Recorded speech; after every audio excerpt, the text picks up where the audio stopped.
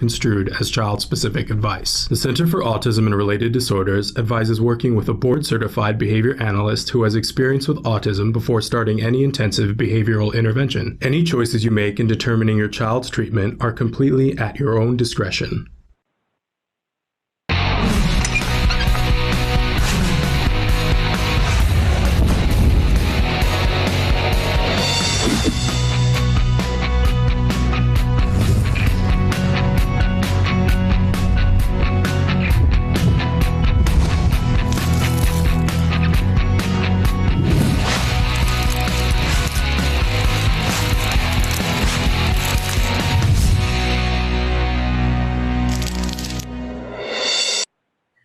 Good morning and welcome to Autism Live. I'm Shannon Penrod, and I don't know if you were able to see, I got a lot going on here this morning because I had meetings this morning and so thrilled to be here with you, but it gets hectic right before we go live. And we are live from the back room in my house, which is, this is the space where my dog usually spends most of her days. So she is affronted by the fact that I'm in here doing these live shows. And so you may hear her bark and cry and whine. And some days I've let her be in here, but then she turns into a raving maniac at times. And, anyway, we're going to be with you live for the next hour. And I'm really excited because we've got a great guest for you, a wonderful, wonderful woman, self-advocate, Becca Lorry Hector is going to be with us in just a little while. But I wanted to take just a couple of minutes here to talk with you and welcome you if it's your first time here on the show. I am, as I said, Shannon Penrod, and we typically do this show in a studio. And, we're all making do. We're throwing out the rule book and finding new ways to do things that sometimes they're old ways, right? And sometimes they're new ways. So I'm thrilled that I have the opportunity to be here with you. I welcome the entire larger autism community. And what I mean when I say that is that, first of all, when we talk about the autism community, first of all, we want to welcome individuals who are themselves on the autism spectrum, of course. This show is hopefully a resource for them as much and more than for anybody else, right? But here on this show, we also welcome that larger autism community, which is everyone who loves and cares about someone or a lot of someone's on the autism spectrum. And we know that, it is this big, beautiful spectrum of individuals. One size does not fit all for the individuals on the spectrum, but also for the people who love and care about them, right? And we hope here to be a resource for people to get information and inspiration. And that, some days you're going to tune in and we're not going to be singing your particular song because it's not going to be stuff that you need. And but we want you to know it's interactive. We want you to reach out to us and tell us, what do you need? What do you want to know more about? Because we want to help. So there are a lot of different ways that you can connect with us here on the show. There's lots of ways to watch the live show. There's lots of ways to watch it recorded, and there are lots of ways to interact. So normally we're able to cycle through a bunch of lower thirds to be able to show you the ways to connect. But I think that Traven has a slide that tells you at least where the places are, the main places are where you can connect. And if he can find the way to show that to you. In the meantime, I'm going to mention that our home site, he's doing it. Look at him, how good he is. Our home site is autism-live.com. And when you go to that website, it has pretty much all the things that you might need. There, you can watch the live show. You can watch the full library of over 8 years of videos that are available to you there. There's also a chat button so that you can chat with us there. That is free and live and anonymous. But I want to point out that there are other ways to watch too, and that might be more pleasurable to you. For instance, you can be watching us on Facebook live. You can be watching us live on YouTube. You can be watching us live on Twitter and on Periscope. And all of those places we are free and live, and there is a way to interact there. And we try to monitor and answer comments from all of them as much as possible. I will be honest, we can't answer all of them, but we do try to get to as many of them as we can. But notice in that second column that was there that there were a bunch of ways to watch us in podcast form, because we do record the shows. We even edit them into highlights so that you don't have to watch all of this over and over and over again, right? Later, you're going to want to watch this interview that we are doing with Becca Lorry Hector. And you can watch just the interview with her. Those are available on our homepage and on YouTube under highlights. So you can catch up on those. You can search topics, so on and so forth. But you can also download us for free on iTunes. And you can download either the picture and sound or just the sound if you want to take us in the car or on a walk. If you're able, if you're in an area that's secluded enough that you can still get out and walk. I hope that that's a possibility for some of you. It is not a possibility for all of us. But we're gonna be talking about things that you can do if that's not a possibility, right?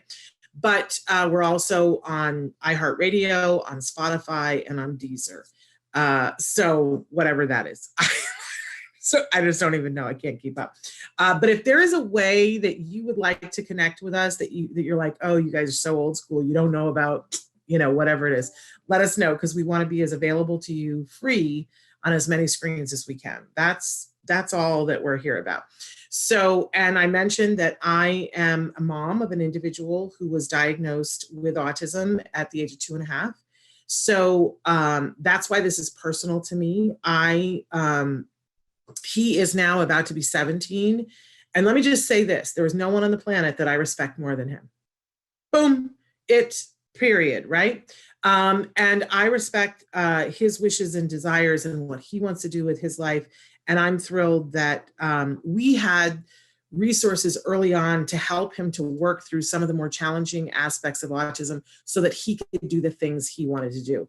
And I love talking about that with those of you who have younger kiddos on the spectrum, and doing that in a way that preserves everybody's dignity and is kind and teaches them to learn so that they can learn the things that they want to do. I'm totally about that.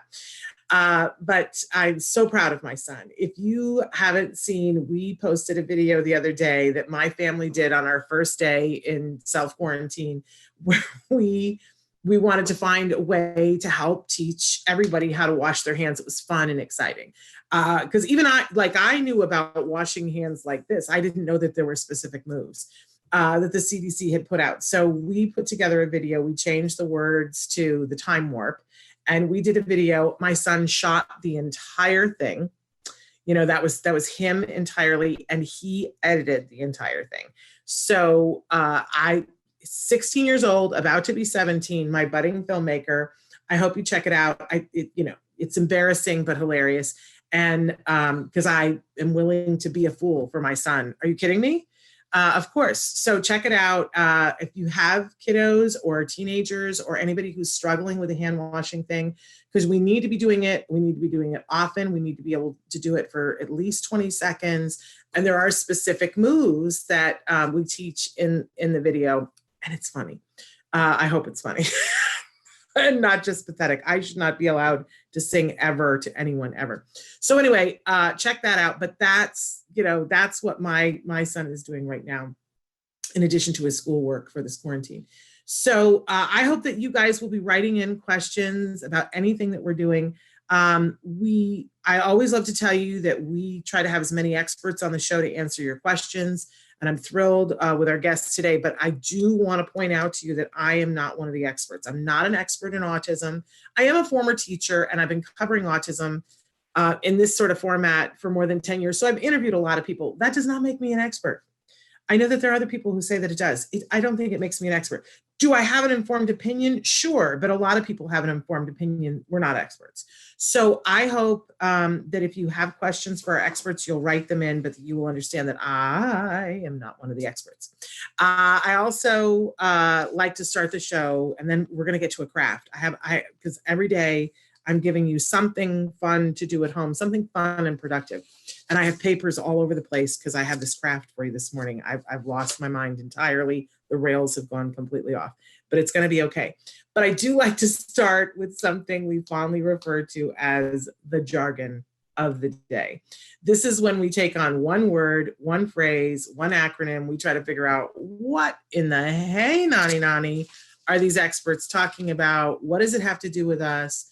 Why should we care? How can this save us time and money is the question I was always asking. Like, why do I have to learn these new things? So we give you the actual definition. I generally make fun of it whenever possible. And then, because, that's how I roll. And then we give you a working definition to show you, hopefully, why this might be a term that you already are sort of familiar with what it is, but now you'll know the term for it, and to give you some insight into why it might be important to you. So you see that today's jargon is behavior momentum.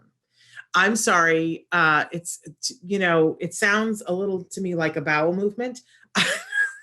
Keeping it real, a behavior momentum. I don't really know what that is. But this is important. So let's take a look at what our actual definition is so that we can roll up our sleeves and make some fun of it.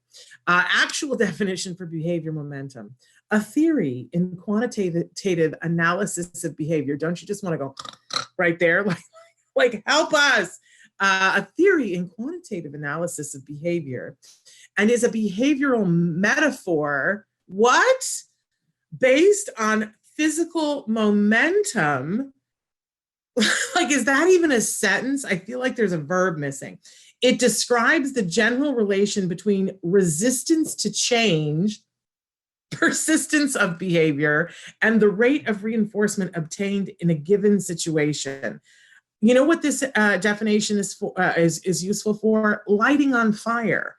Like, honestly, what in the heck does that mean?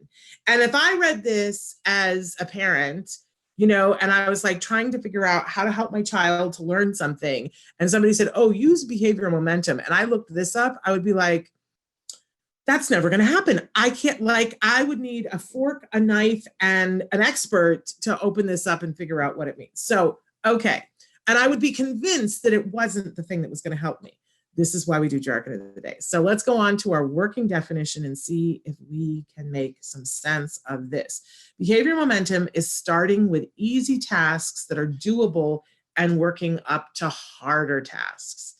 Oh, why didn't they just say that? Well, BCBAs all over the world are breaking out into hives because it's a little bit more complex than that, but it's the general idea that if you ask me to do something hard, I'm going to have emotions about it, and I'm going to get overwhelmed, and I might even get paralyzed. I might not be able to even try because it's so overwhelming.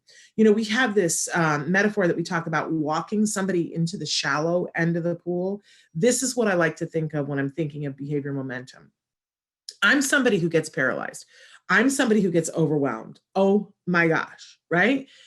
So if somebody's trying to teach me how to do something that's hard for me, that one of the most effective teaching tools that they can use is build my confidence and get me moving instead of being paralyzed. So for instance, I'm deathly afraid of heights, right? And if you were trying to get me to go up and do something at a height, I would be like, not going to happen, right? But if you started me with doing something that I'm totally capable of doing, like walking across the floor on a piece of tape, well, yeah, I can do that. And I would be like, well, that's ridiculous. That has nothing to do with walking on, going up a ladder and walking on a tightrope, right? But you could, if you stay calm, you go, well, let's just start there. Let's just walk on this piece of tape and see how you feel and walk across it. And I walk across and I'm like, well, that's easy, right? And then you build on that and go, great, let's look at what else we can do. And maybe you put that piece of tape up, so that it's 2 inches off the floor, and have me walk across that. Now I'm feeling like, I can do anything, and you gradually work up to me doing the hard thing. I will tell you that on paper, it looks ridiculous. It's like, well, that's not going to work. That's not going to happen. And yet we see behaviorally, it works all the time. If we give people confidence and get them unstuck and reward them for the things that they're able to do. And let's not forget, that's an important piece of this, that when I walk across the floor and do the thing that's easy for me, I need to be hearing, look, that's fabulous. You can do that. Oh, okay, great. Well, then let's see what else you can do. You're a rock star, right? And then I'm like, yeah, no, I'm not a horror. Because when I get in the fear of, I can't do that big thing, I'm not feeling how capable I am. But behavior momentum, and we use this all the time as teachers. We do.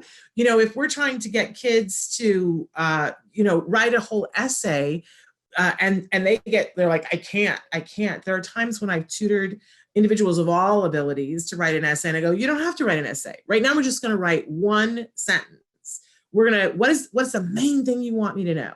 Let's start there, right? And they're like, oh, and they tell me what the main thing is, and then I go, oh, well, that's the thesis. You've got the thesis right there. Look at how smart you are. And they go, oh, that's the thesis? And I can start from there, and I can say to them, okay, so, you really believe this is true and you want me to believe it. What are 3 things that you can tell me to convince me, right? And I'm lining up the argument. I'm piecing it into different things, but I started with something that I knew that they could do.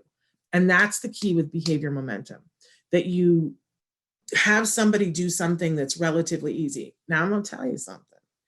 What I tell therapists all the time and BCBAs all the time about how to work with parents, I tell them to use this on parents. That we forget sometimes this great teaching tool, and that this can be used for parents, because a lot of times parents get overwhelmed and we go, I don't know how to deal with this behavior, right?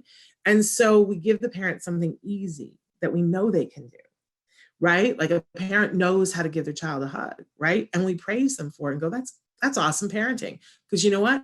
Hugging a kid who likes to be hugged, some kids don't like to be hugged and we would find something else, but hugging a kid who likes to be hugged, that's good parenting. That's not being crazy. That's rewarding the parent for what they're doing that's good, right? And then we build up for there, and we see that parents are able to do the things that they will help them to be able to help their kiddos. So behavior momentum. Traven, could you for 1 second put it back on that ridiculous slide of that definition that means nothing to anyone, so that we can look at like a jeer at it, how a theory and quantitative analysis of behavior and is a behavioral metaphor based on physical momentum. It describes the general relation between resistance to change. All right, it makes a little bit more sense now. Persistence of behavior and the rate of reinforcement obtained in a given situation. All right, if it starts to make sense for you, run and get your BCBA, because it's still like, I literally think that someone sat and was like, how convoluted could I make this and how difficult could I make it to be understood, right? I think I've got it, right? Okay, so we're getting rid of that. It's starting with something easy to build somebody up, praise them so that they can do something down the line that's harder. It's walking somebody into the shallow end of the pool, not throwing them in the deep end. And it's a great teaching technique, no matter who you're teaching, no matter what their age, no matter what their skill level.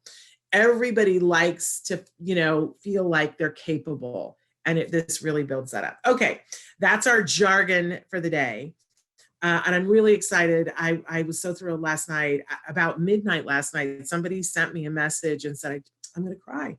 They said, I just want to thank you because watching your jargon of the day helped me to be able to pass my BCBA test. And because nothing else was working, nothing else was making sense. But this really helped. And I'm telling you, I've been high and full.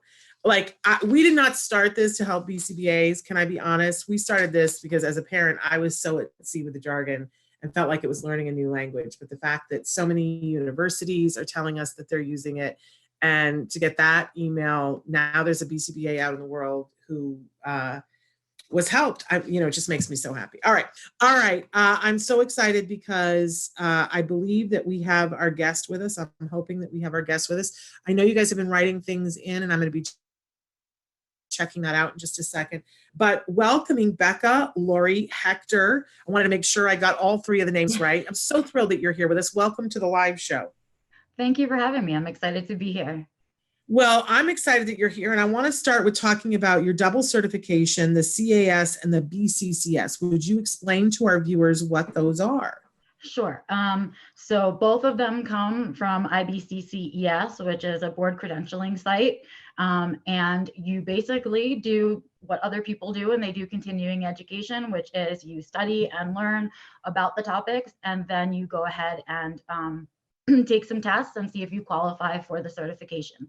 So the CAS is a Certified Autism Specialist, and the BCCS is a Board Certified Cognitive Specialist, which opens me up away from just autism and into neurodiversity. Which is wonderful. And so what kinds, I know that you are an advocate, and that you are a speaker and a writer. And, I always, normally we have people, I get to chat with them just a little bit before we go on air. And I always say to them, if you want to self-identify, that is entirely up to you. I always like to be respectful and not identify anybody, but is there any way that you choose to self-identify? I do. I identify as autistic. And so, but my understanding is that you got your diagnosis a little bit later in life. Yes, I definitely did. How old were you when you got your diagnosis? I was 36 years old when I got my diagnosis. I literally just turned 36.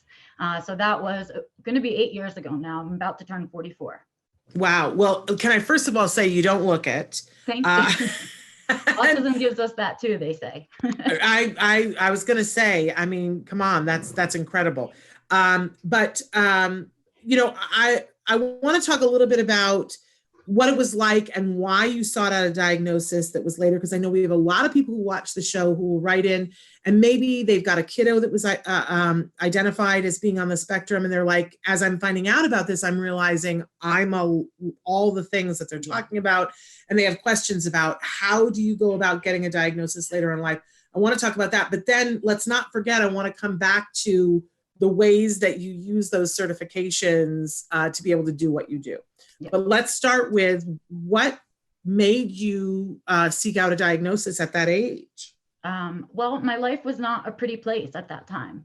I had pretty much struggled for as long as I can remember. It was given other names throughout my life. I was given many mental health diagnoses that didn't fit. But there was always trouble a-brewing kind of from when I was very, very young.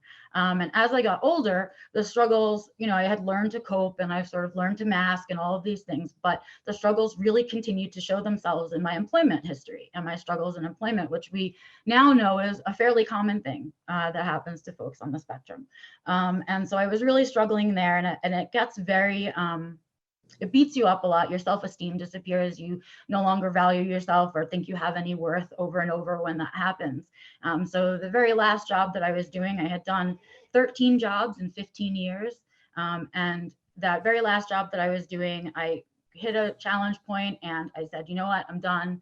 I quit. I left that job, drove home from it to my mom's house, got into the bed that I grew up in, and didn't get out for 3 years.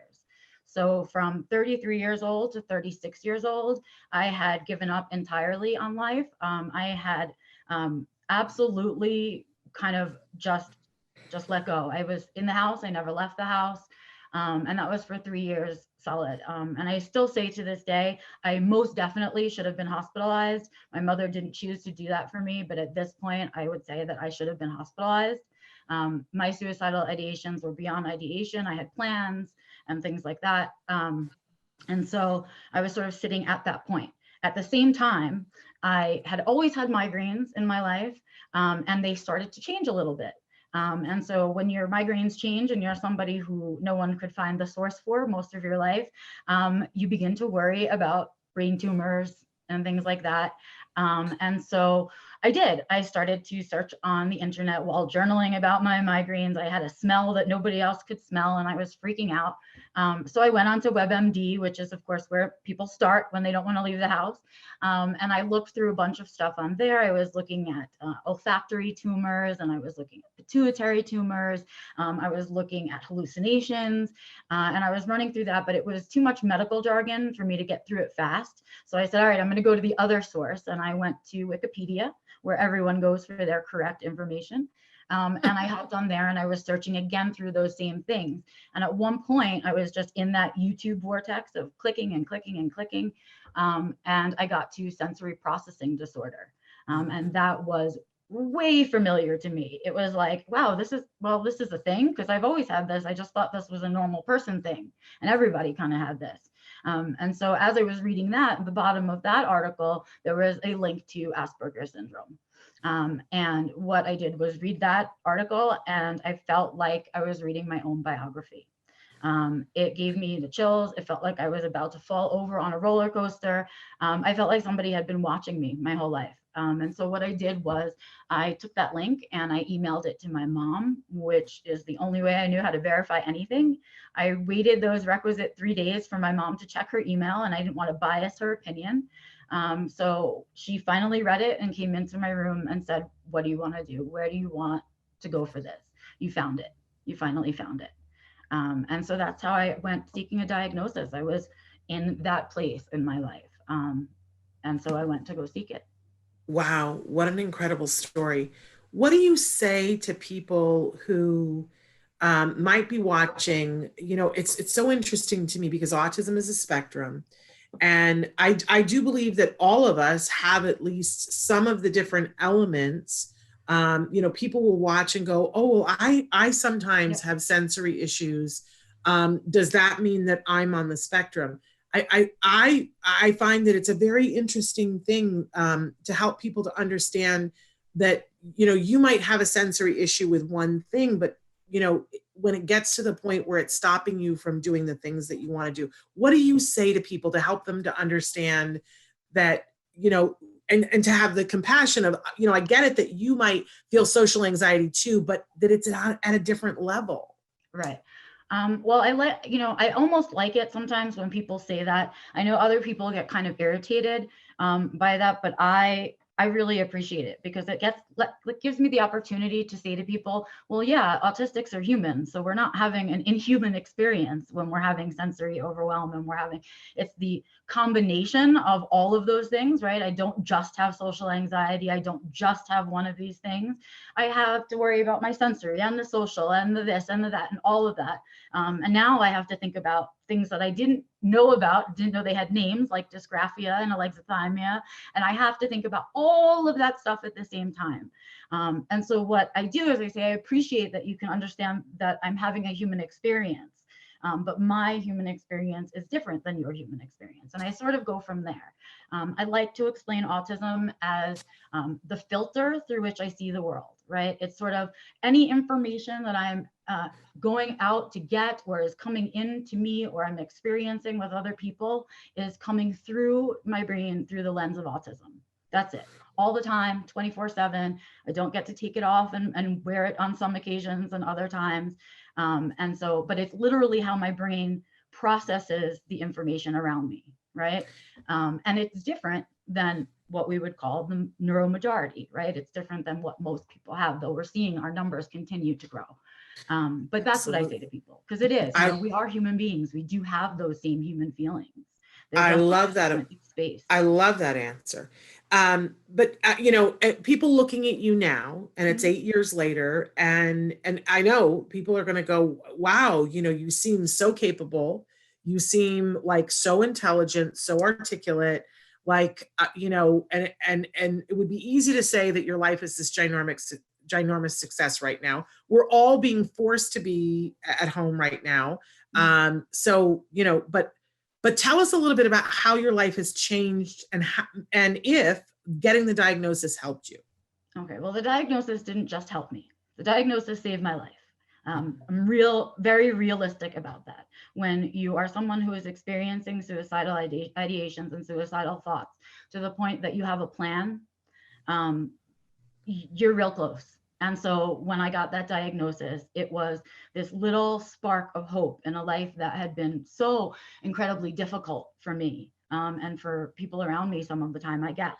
And so it was like, wait a second, if this is a thing, there's a moment that I could have hope. And in that moment of hope, what I ended up seeing was my realistic choices, because I can't ever take off my logical autistic brain. And so I processed everything through that. And I looked at the scenario and I said, well, I have two choices, right? There's a fork in the road right now. And I could go down one way and I could say, I'm disabled. Nobody knew I was disabled my whole life. How could nobody help me? I'm going to be disabled for the rest of my life. I give up, right? Or I could have said, well, maybe this bit of information about myself can help me to fix the things that I'm struggling with and make my life so that I like it and I enjoy it. And I want to be here for it. And if that's possible, I want to do that. And then if I chose that path and it went wrong, I always had option A to go back to, right? I could always do the whole I give up plan. And so that's what I did. I chose the what I deemed the logical choice, which was to explore the information that was available to me. And that's exactly what I did. I just spent the first year post-diagnosis, I spent going to weekly therapy. That was pretty much all I was focused on, was understanding the autism itself and also understanding what it means in my life and for me and my struggles and my challenges. And so really learning to pick that apart, putting all the new names that I had, all the new vocabulary that I had to the experiences that I've been having, matching that up. And about, most of the way through that year, I kind of was feeling much better, and I was feeling healthier and empowered, and so much better that I wanted to give back to the organizations that had sent me to the place where I got a diagnosis and where I got my therapist and all of that. So I did, and that's sort of how I got into nonprofit. I started out as a volunteer, was very quickly hired, and I just love the autism community. So I've stayed there, and it became, my diagnosis not only saved my life, but it's now become a career for me, right? And it's now my life's passion. So it's been a lot of things for me. It's been a lot, but I know that it saved my life. But the other part of your question, which is I get often about how I can present this way, right, but still be autistic when they're looking at their children, and how can that be? And the simple answer to that is, well, when you were 4 years old, did you look like you look now, right? Yeah. No. Did you behave like you behave now? No. You didn't call it the ladies' room. You called it the potty, and you didn't do, right? You changed, right? You grew up. And it's the same for autistic people, right? I'm not presenting now at 44 the way I presented at 2 or 6 or 8, right? So, if they saw me then, maybe that opinion would be different. Maybe they would have more obviously seen my autism before I learned to mask it, and I learned to cope, and I learned to push through. I don't know. What I know is that those challenges, the ones that I have, existed in my baby book from my mother. I know that. I've seen it in writing, right? I know I've done the test, and I know that piece. And because I am and I exist, it must be a possibility, because here I am, right? And so I kind of, I look at it like that. Was I always a wordy person? Yes. Was I always, I was hyperlexic, hyperverbal, always as a kid? Definitely. Was I articulate? Nah, not till I got older. You know what I mean? And that's me, really. That's the reality. We have a developmental delay, which may mean that sometimes we present a little bit younger than you're guessing for our age, but we're still developing. So we are going to change, and everybody's going to change, and nobody knows how their kids are going to turn out, Yeah. I love that. But would you go back and tell us about the organization, where you got diagnosed, and where you got, and what kind of therapist you were using? Because I know everybody's writing in wanting to know that. This is a great one, because as adults, right, it's all different. A lot of the things that you would be testing for and asking about and questioning and looking for behaviors of don't really exist in adults, and especially don't exist in adults who have learned to hide themselves their entire life. So it's hard to see that, right? I have managed to learn how to fake eye contact really, really well, right? And so many doctors that have no experience in autism would say, well, you make eye contact, you can't have autism, right? Mm-hmm. I was definitely denied a diagnosis most of my life because I'm speaking, right? I'm speaking, so I can't be autistic. I'm also a girl, so I can't be autistic, right? Mm-hmm. Everything was kind of piled against me growing up. But when I kind of reached the place at 36, I was lucky enough that the world had gotten far enough that there was a place to go for autistic adults. If I had gotten there a couple of years earlier, I don't know that I would have found that. What I needed was somebody who had experience with adult females, as adult females really present very differently than adult males on the spectrum. And we also are just very good chameleons. And it's such an ingrained habit for us that it's almost hard for us to drop it, even when presented in a situation while we're looking for diagnostics, for example. So I ended up, I'm lucky enough, I was born and raised in New York City. So I was in an area that was very highly populated with doctors and physicians and professionals of all kinds on the East Coast. And the first one that I found was an organization called AANE, and they are based out of Boston.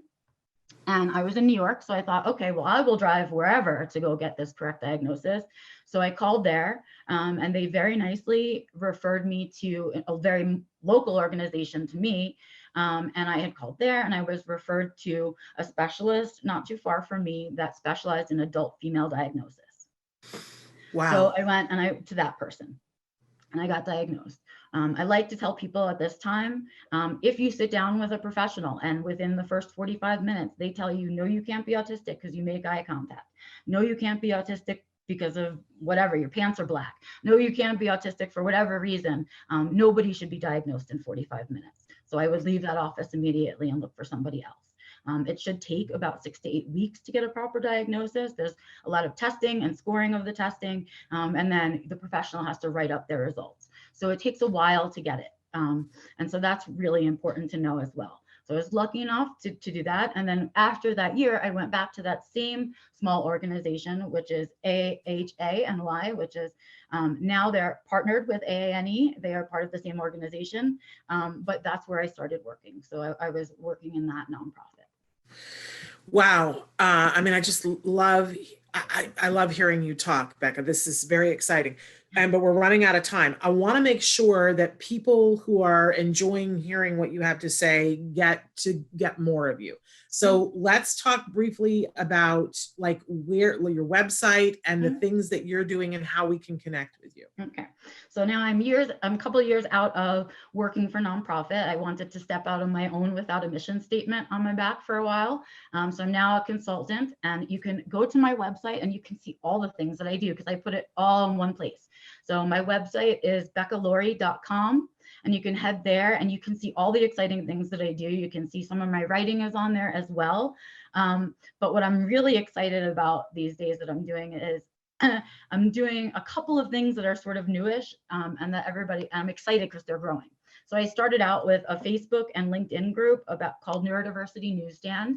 And it was a place where we could all get together and peacefully and kindly share the news that was going on in our community and discuss it with each other.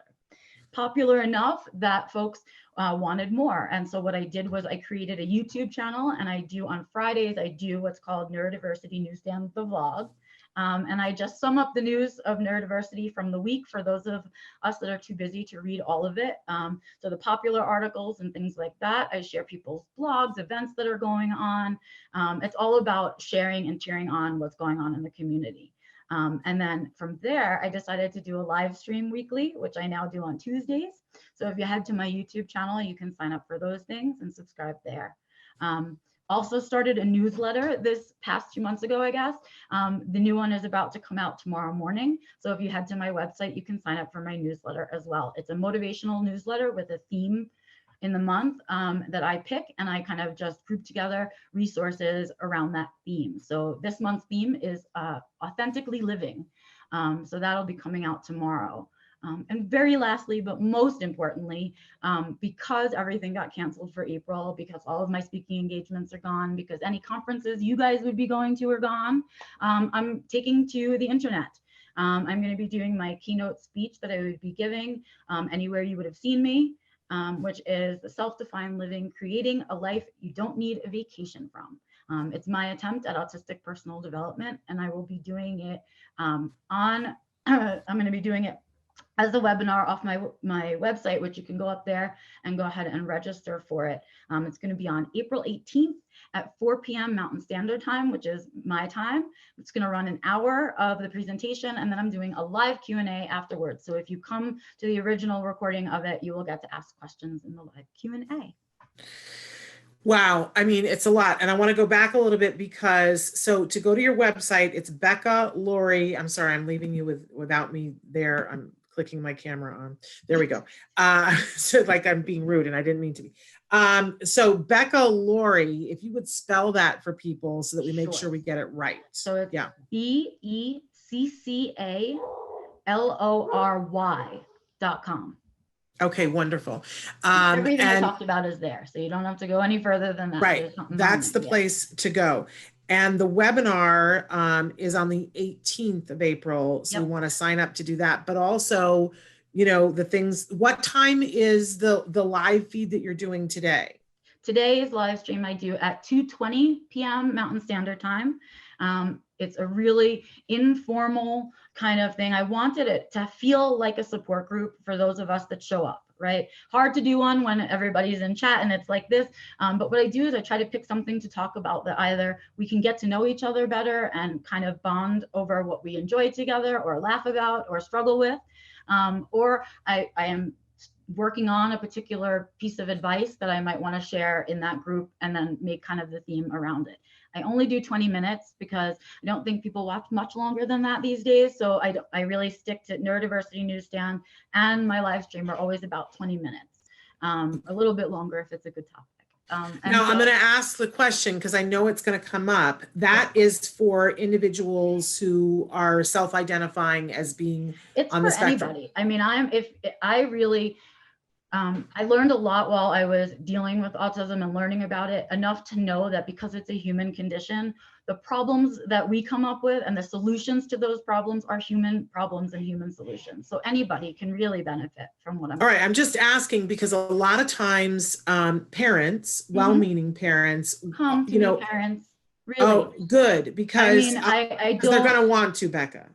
I'm happy for that, because I wish that somebody was around for my mom to say, you're doing right, you're doing the best that you can, or here's some advice that worked for me, or have you looked at it this way? I know my mom would have benefited from that. And so I think about all those moms and dads out there. And so if you want to email me directly, my email is info@beccalorry.com. And if you're a parent and you have like a single question you'd like a resource on, something like that, I am open to your emails. You are not alone out there. You're not floating, right? Well, autistic adults speak because we want you to hear, because we want your kids to have a better time at everything.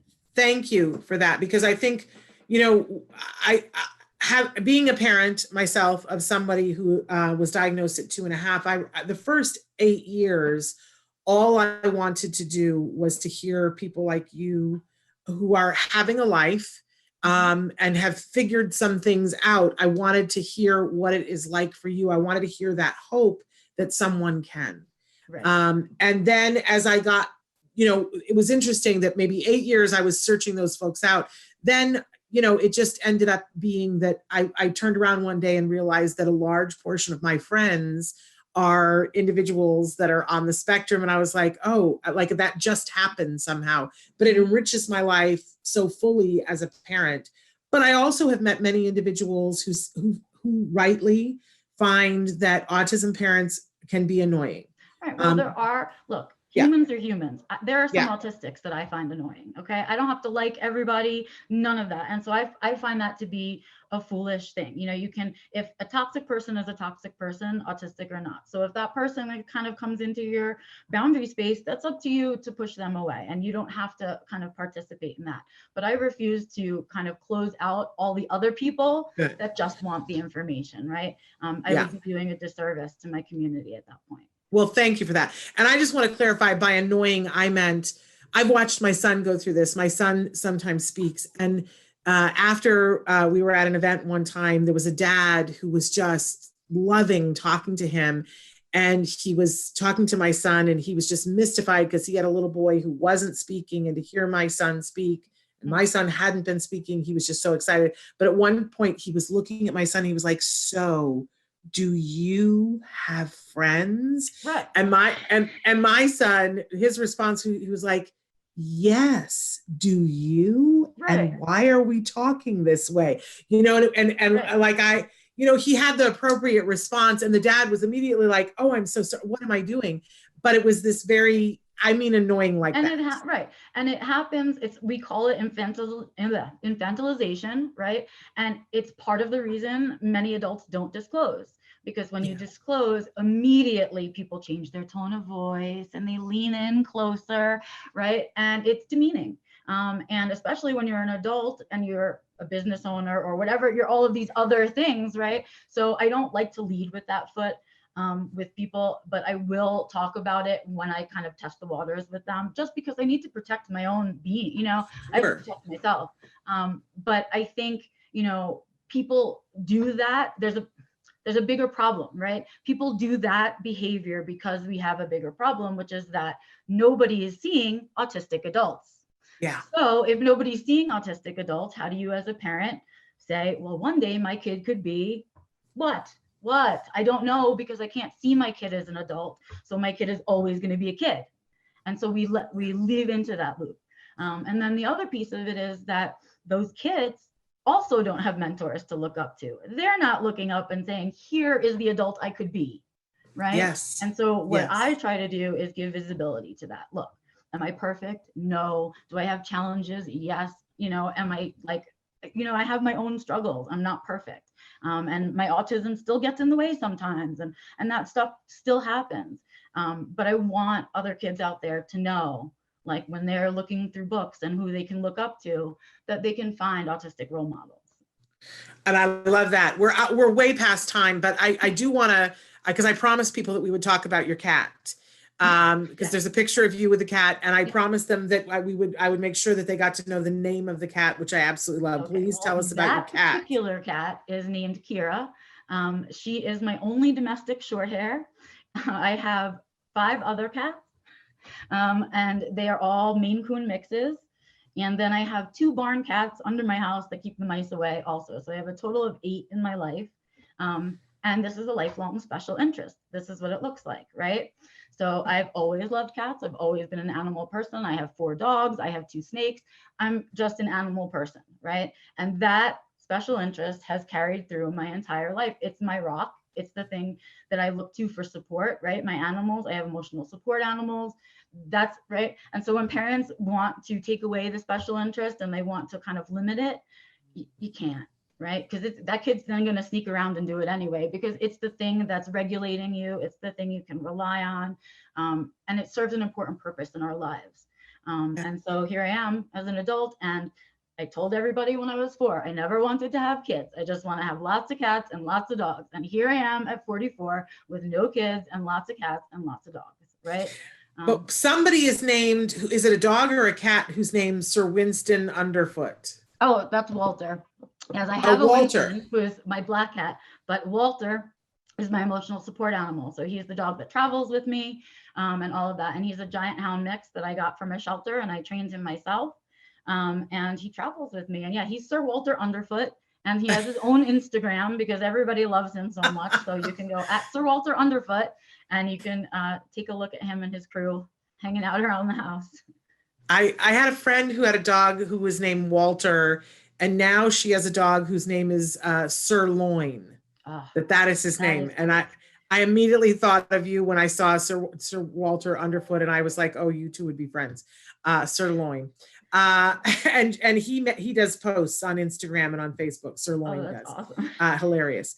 But let's say again that your website is Becca, BECCA, Lorry, LORY.com. Yep. And that everything that you do, that you've talked about, they can connect with you through that. Let's encourage people. Go check that out. We are hopelessly out of time, but Becca, this has been so much fun. I wish we'd had more time to talk about more about the 2 certifications and what you do, but people can find that. And I would love to have you back whenever you have time. Yeah, let me know. I'd be happy to come back. Absolutely. Wonderful. Thank you so much for being with us. We thank you for being here. And I'm just going to take a second here. We're past the time, but I want to close out the show. Tell everybody tomorrow we're here with Dr. Doreen Grampichet. She's answering your questions live on the show. And don't forget, Thursday, World Autism Awareness Day, Dr. Temple Grandin is live with us answering your questions. So absolutely incredible. And then we'll finish out the week with Let's Talk Autism with Shannon and Nancy. Nancy Allspa Jackson will be joining us.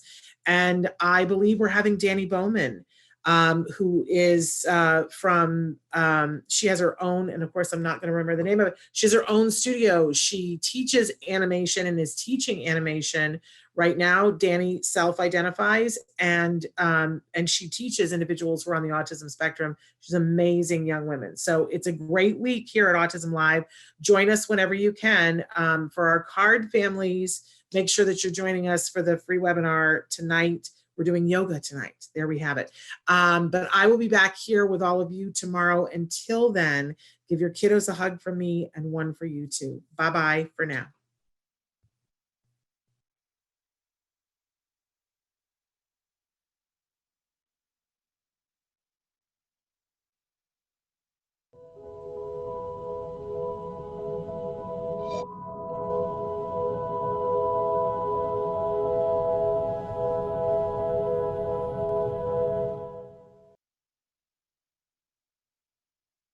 The advice and opinions expressed by the host of Autism Live and her guests are meant solely as suggestion and should not be in any way construed as child-specific advice. The Center for Autism and Related Disorders advises working with a board-certified behavior analyst who has experience with autism before starting any intensive behavioral intervention. Any choices you make in determining your child's treatment are completely at your own discretion.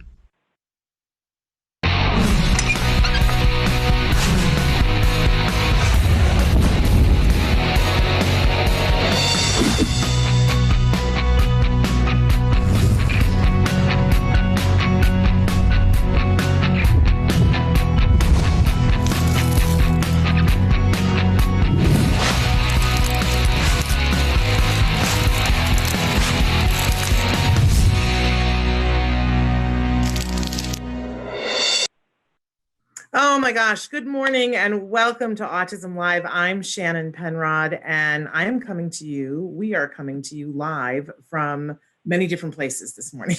I am in a room in my home and our guest this morning for Ask Dr. Doreen, Dr. Doreen Granpichet will be coming to you live from a room in her home.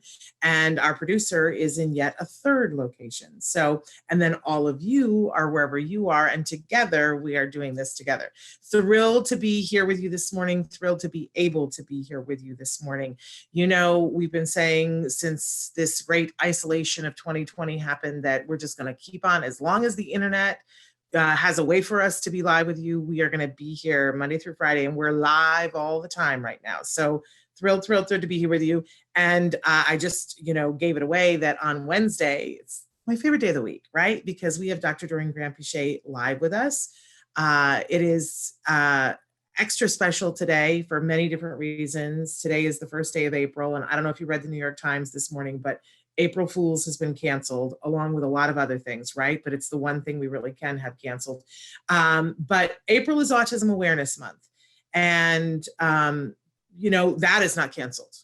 That is never canceled. We're going to do things in a different way. And I love how the autism community is rising to this challenge. So we're thrilled. Dr. Granpichet is going to be joining us at any second. I do want to welcome Dr. Granpichet back to the show. She's here with us whenever she can. She is working, I know, around the clock. And it is a little bit, it's so interesting. It seems like there's like 4 different pockets of people in this isolation. There are people who are by themselves and don't have kiddos, right? And so they're trying to take care of the boredom. Then there are people who have kiddos and the cooking and the cleaning and the taking care of the kids is just such a full-time job, right? And there are different considerations. Then there are people who have kiddos with special needs. That's a very special consideration. And then there are people who are attempting to work and do all of those things. I know people with special needs kids who are trying to work from home are busier than ever, having to keep, like even ordering groceries right now is like a full-time job, right? Trying to find a delivery date or how to get them. There's a lot going on. So everybody, even in my household, we have different, because, my husband is largely off of work right now. I am largely not off of work. Right? So we have to figure out how to balance everybody's lives, right, Dr. Granpichet? It's interesting, if nothing else. We keep looking for the things to be grateful for in it. And I said to my husband this morning, I was like, well, we don't have any right to complain. I'm, locked in a house with my 2 favorite people, and I get to do a very rewarding job. I don't get to complain about anything. And the most important thing right now, knock on every kind of wood there is, everybody's healthy. So I'm going to take my gratitude where I can. I agree. Right? But you're here with us and you are an expert in the field of autism. You are, I believe, the preeminent expert in our time, and there is no other time for autism. It's always such a thrill to have you here. I always say that I believe that I know that you're a visionary, that I have seen you look around a corner and see what's coming. And nobody could have looked around this corner, but you have been doing a great job of, even in your retirement, coming back and helping us all to keep the wheels on and make sure that families are getting help. And in this hour, you're going to be answering questions live. People can be writing in all the ways that we are live. You can write in on Facebook, on YouTube, on Periscope, on Twitter. And of course, people have sent in questions in anticipation of it. And we've got some stuff coming in on Facebook that I'll get to in a second. But Dr. Grandin, you should know that last Friday on Let's Talk Autism with Shannon and Nancy Allspaw Jackson was with us, and we were talking about telehealth and telehealth for autism. Nancy shared that she is continuing to get in-home services from CARD and how grateful she is for that. But we encouraged her to try at least one telehealth appointment during this week so that she could check in with us on Friday to tell us what it was like for her. So, but a parent wrote in since then and said, telehealth. Hi, Shannon, I wanted to reach out that my BCBA is now doing 1 hour sessions 5 days a week. And this person said, so exciting with an exclamation point. My 7-year-old has worked it out really well. Ironically, his behavior improved by day 2. Really. It really grounds him for the day. We have a schedule and his starts his day. I really recommend it. And they said, good luck, Nancy, you got this. And thanks for all that you do. And I wanted to read that and have you talk a little bit about, telehealth and how that's happening. And our next question is also about telehealth. Thank you, Shannon. Yeah, so it's important to, there's certain features, and we can't just call it all telehealth because there's several different things that we do through telehealth. So first of all, yes, I do want to reiterate to all of our viewers that we at CARD, at least, are continuing. We've never stopped. We are doing in-home services. We did not stop. We are exempt. In fact, not only are we exempt, we are asked very specifically to continue providing help to our families because the service that we provide is considered medical necessity. And everything that's medical necessity is healthcare. So we are classified as some of those healthcare providers who need to continue going to the homes. So our process has been, we will ask families if they're comfortable for us to go to the home, and then we will reach out to our therapists and ask them if they're comfortable, because we really don't want to force anyone to do anything they don't want to do. So, and wherever possible, if we have therapists and we have families, we pair them up, and then the children are receiving ongoing services. Now, where that isn't possible for one reason or another, we will do telehealth. And our telehealth services are currently of 3 different types. So one is what this mom refers to, which is supervision, perhaps. And that is the supervisor, the BCBA, will do telehealth with the child and the parent, and will discuss activities that they can do at home and so on and so forth. A lot of our BCBAs are actually doing therapy as well during this hour. In addition, or 2 hours or 3 hours, whatever we're able to book. The second thing is we're doing a lot of parent training. And I know for those parents who are super busy right now, it doesn't make any sense. But those who have any time at all, if you're not working, for instance, or if your work schedule has lightened up, this is the time to catch up on your parent training, obviously, because you have a little bit more time. And we certainly have the ability to provide that. And payers, all of the insurance companies, are authorizing an endless number of parent training hours. They want us to really kick into gear with parent training. So that is the second thing. And the third service is therapy itself, is therapy via telehealth. And obviously, some of our children will not be eligible or won't benefit from this. So if it's a child, I read a couple of comments over the last week, like there was a parent who said, I don't know if I can do this because my child, as soon as he turns on the computer or as soon as I set it up, and as soon as he sees his therapist, he runs away. And so there are certain cases where we will definitely need help. We've done a whole training that exists, which is called doing telehealth with the facilitator in place. And that would be anyone, a parent, a sibling, a helper, someone who is in the home who can help us just keep the child's attention focused on what is going on the screen. And then the therapist runs through their programming. And the programs have all been modified. I want to say that too. All of the programs have been turned into visual programs, easier levels of programming. We're not placing massive demands. We're making the sessions a lot of fun. Lots and lots of reinforcers have thrown in. And all of this because we don't want to evoke challenging behavior in the home and then kind of let you deal with it, right? So that's not right. So essentially the therapy telehealth has taken on a different form. Now, with all the modifications, there's still other children or adults who just won't benefit from it because first of all, there's a whole group of people who don't have access through a computer or an iPad or internet. I am separately through my nonprofit organization ACT. We're trying to fund that. Shannon, I don't know if you know, but the board, I got the board to approve that we will be spending $60,000 now for families through ACT. And some of that will be just helping purchasing iPads, things like that. But some of it will just be food cards and grocery cards and so on. But that aside, that's amazing. Thank you for that. Sure, absolutely. And I'm very excited about it. And I'll talk to you about it. We're just modifying the website right now to allow people to request this money. So that aside, for some of our kids, they are aggressive, for instance.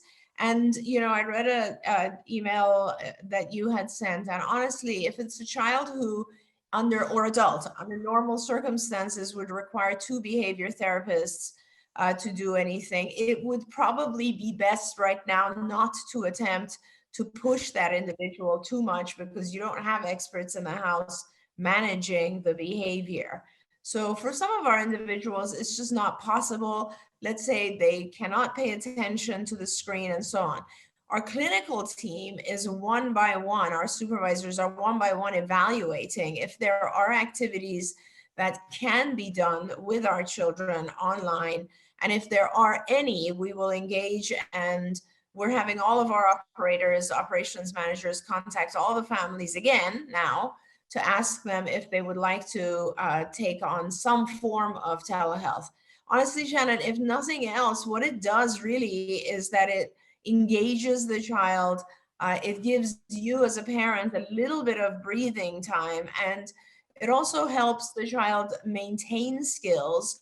And I think one of the big benefits is that it actually, for a lot of our children, the familiar face, being able to connect with the supervisor they know, the therapist they know, people who they know and have spent a lot of time with, might just help calm them down, like this mom suggests in her first email. Wonderful. And I'm going to try to attempt to, I've got 17 windows open here. And thank you to Michelle. I did catch the echo, but thank you because I count on you always to let me know. And thank you. We've got many luminaries watching the show right now. We want to give shout outs to Marsha and to Ilana Gershlovitz, who's watching, and to Swathi, who asked us to mention that Siri is on Autism Parenting Magazine for this Autism Awareness Month. And her article is on page 10 of that magazine. So we want to give a big shout out for that. Bonnie wants to know, is there a way to apply an intelligence test to a 6-year-old that does not have conversational speech. He only mans. Yes, definitely. There are a lot of intelligence tests that were specifically designed for hearing impaired children. And so there's no verbal instruction or verbal response required. There's many of them. My favorite is the lighter, but there's a lot of them. There's at least 2 very, very good ones. So yes, they can do that. Okay, and Johanny wants you to know that I am loving our telehealth for my 7-year-old with ASD. I hope more providers will be offering this, which is really a wonderful thing. Terry says, I'm trying to sort out homeschooling. That's a hard thing, but we have a bunch of, I wonder if there's a way that we can post it. We have a page of over 100 educational apps that are, a lot of them are free right now or very low cost, or have at least a free version where they have pop-up ads, but you weigh what you need. Some of them are, it's a free trial for 14 days. I'm going to see if we can find a way that we can post that for you guys, because we have a list that we're working on, but there are a lot of really great things. And I want to hear from you, Dr. Grandpichet, too, but we're having a lot of people that say that what the school is dishing out is not edible for their kids in terms of educational programming. But there's a lot of online curriculum, especially Khan Academy, KHAN academy.org. It's all curriculum aligned, but it's paced differently a lot of times, and it's from pre-K through graduate work. A lot of times that can be beneficial for our kids. But Bonnie Yates was with us the other day and said, just document the hey nanny nanny. If the school is giving you something that isn't working, make sure that you're keeping a journal about what you've had to switch to, that you started using Khan Academy instead of what they were giving, so that later on, when things are better, you can ask for remediation and ask for tutors if your child needs to be caught up, if and when that needs to be done. But Dr. Grandpichet, anything you want to add to that? Yeah, thank you. And that's very good advice from Bonnie. There's two quick things. One is that a couple days ago, I was going through and trying to help our clinical team develop as many activities, I guess, for our BTs, our behavior techs, as possible. So, and as you know, Shannon, in most cases, when we're funded through an insurance company or that type of payer, we're not allowed to do academic work, right? So most of the work that we do is not academic in nature. However, our curriculum does have an academic portion. We built an academic portion that we also have a lot of school contracts. So for those of you who are on skills, you can find academic programming on skills. There's a whole domain called academic, and you can go in there and there's tons and tons of worksheets and activities and lessons and so on. That's first. Second, as I was looking at all these, I was trying to just find old things, and I went back and I realized that back in the day, when you've done this for like 30, 40 years, you have a lot of material you can count on is still somewhere.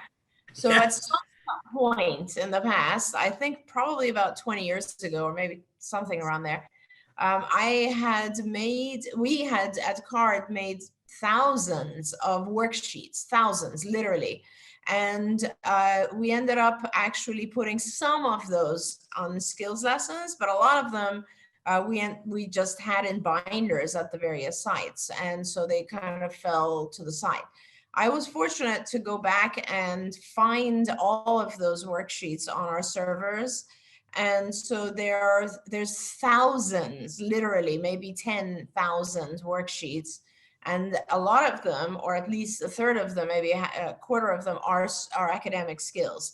So they're reading worksheets, writing, mathematics, etc. worksheets. And I just forwarded all of those links to our clinical team, Shannon, Dennis's team, your team. Wow.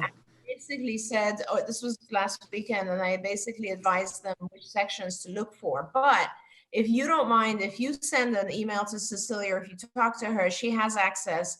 And what they could do is they can pull all the academic stuff that we're not otherwise using for our BTs and just send those to all of our families, all of our viewers. There's literally thousands of them. So Wow. we'd be happy to send those over to all of our parents. Yeah.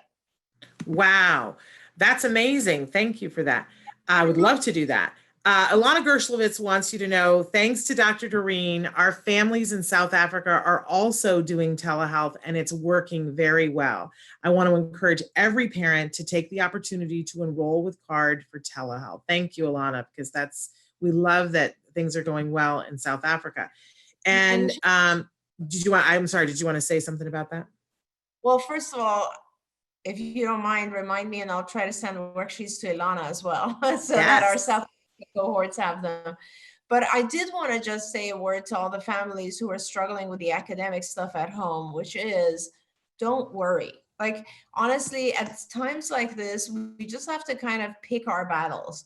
And a lot of times, like even when under normal times, right? Normal times, I would have parents come to me and they would have, let's say, a child who's 7 or 8 years old and they're getting into second grade, and academically there's a lot of pressure and the child has no time for anything else.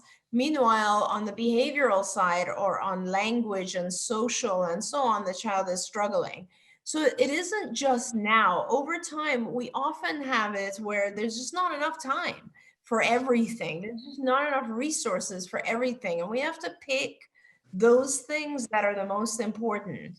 So right now, if your child, for instance, doesn't necessarily learn the math that they were supposed to this month, or they fall behind on the geography lesson that was scheduled for this month, don't worry as much. It's not going to be the end of the world.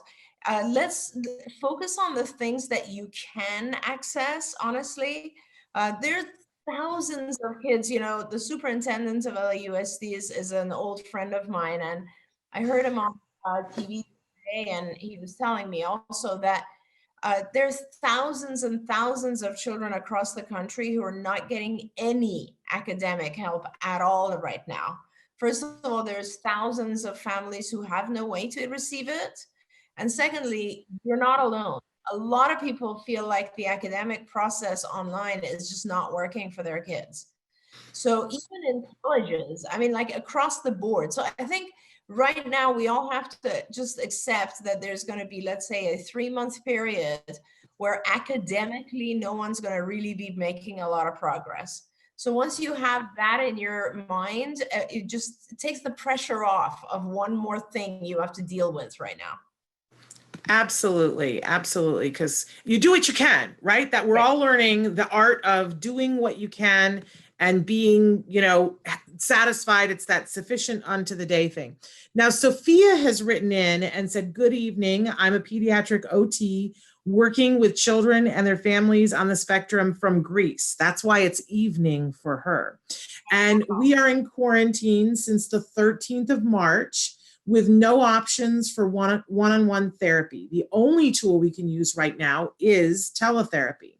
What strategies would you recommend in order to engage parents in the program of telehealth? How would it be possible to motivate them to take part? And I love hearing from the parents who are doing it, who are saying, look, I didn't think this was going to work, but it turns out that it's just fabulous. I think the more parents hear that, the more they're going to feel like, all right, I should at least give it a try, right? Because it's all there is. It's the only game in town for a lot of people. But Dr. Grandin, what do you think about that? Well, I agree with you, Shannon, but like everything else, when we ask about changing a behavior, you have to ask, what is the function, right?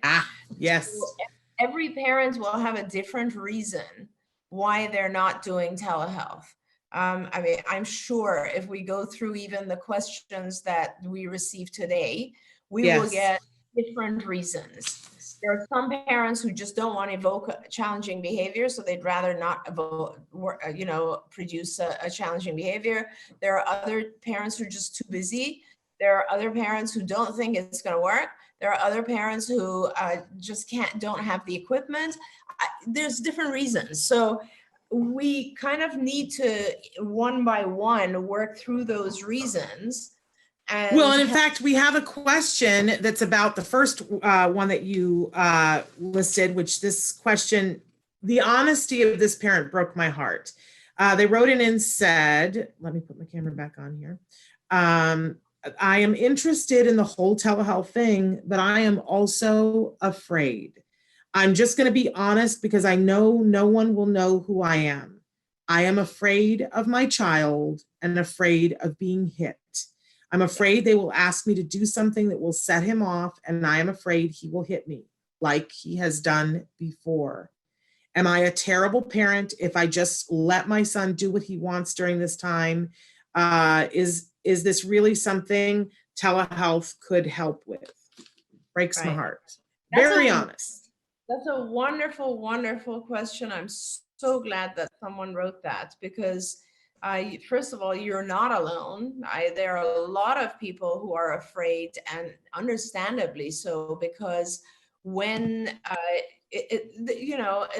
what do you do when you don't know how to manage a challenging behavior? And sometimes we have children who are bigger than us, right? And that's even more scary. This is a perfect scenario where I would suggest that we're not talking about engaging your child right now. We're talking about engaging you. This is very perfect timing for you to get trained as a parent. So think about it. At some point, I was afraid of every child too, right? That was like 40 years ago. Then I became trained as a therapist. Then I was afraid of some kids. And the more I did it, the more I worked, it got to a point where I'm not afraid anymore. Why? Because I learned how to communicate with the children and the adults. I learned what frustrates them. I learned how to be rewarding enough so that the child can tolerate what I'm asking them to do. I learned how to reduce my demands and make them very tiny demands with lots and lots of reinforcers, so that I don't evoke behavior, but that's so that I am rewarding the child very gradually changing their behavior. That's called shaping.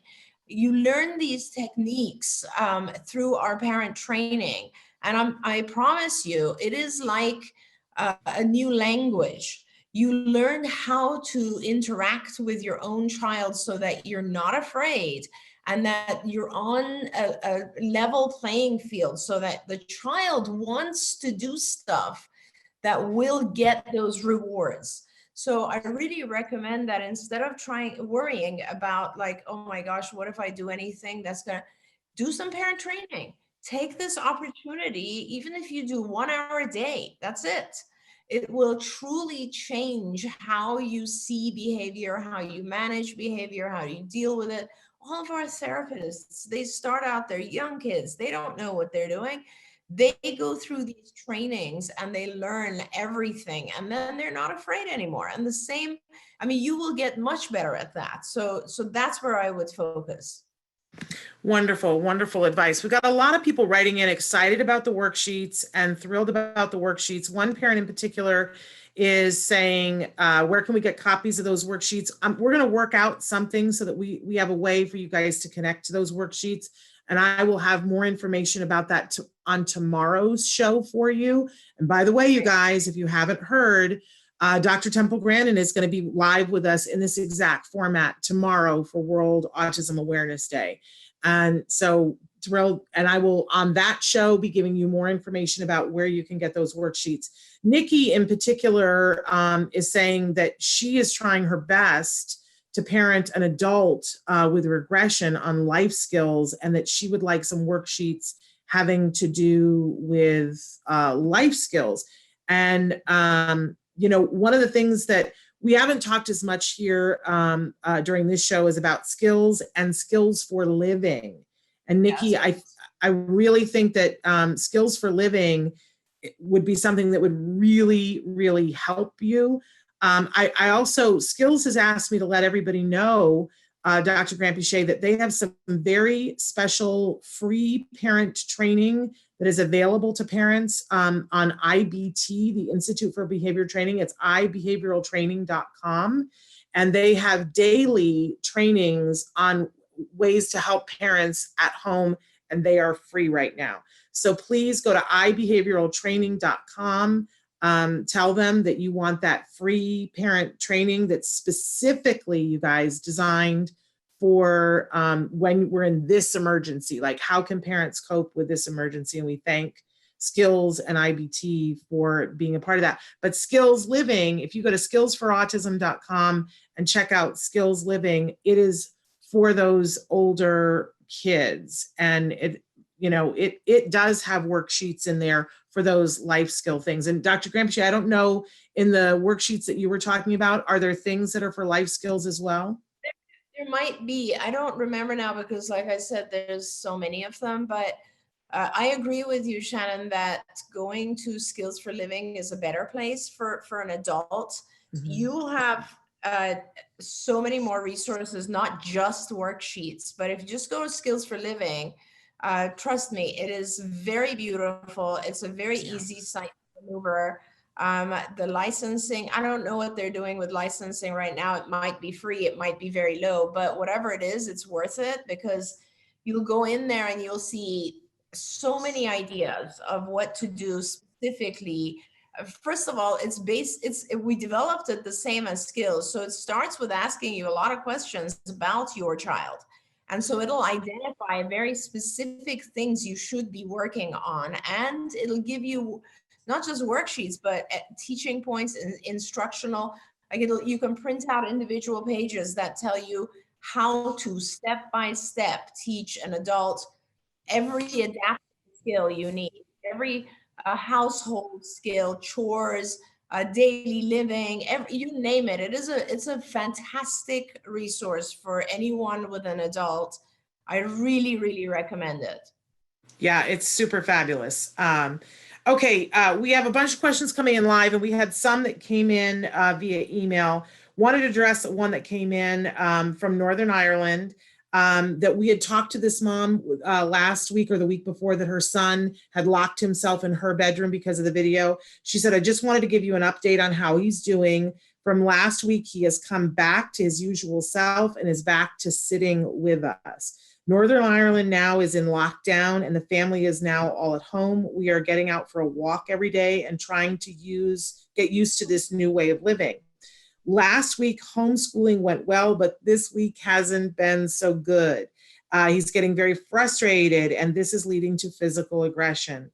Is it better to ease up on schoolwork activities, especially writing, which he finds really difficult, and just focus on doing fun things together? And she says, I'm afraid in case he loses skills during this time, but I also don't want to be faced with aggression, outburst when it comes to completing tasks. I really appreciate your advice. Excuse me, many thanks, and stay safe. Yes. Thank you for that. Thank you. Yes, I would agree that you should ease up. It doesn't mean that you should completely stop.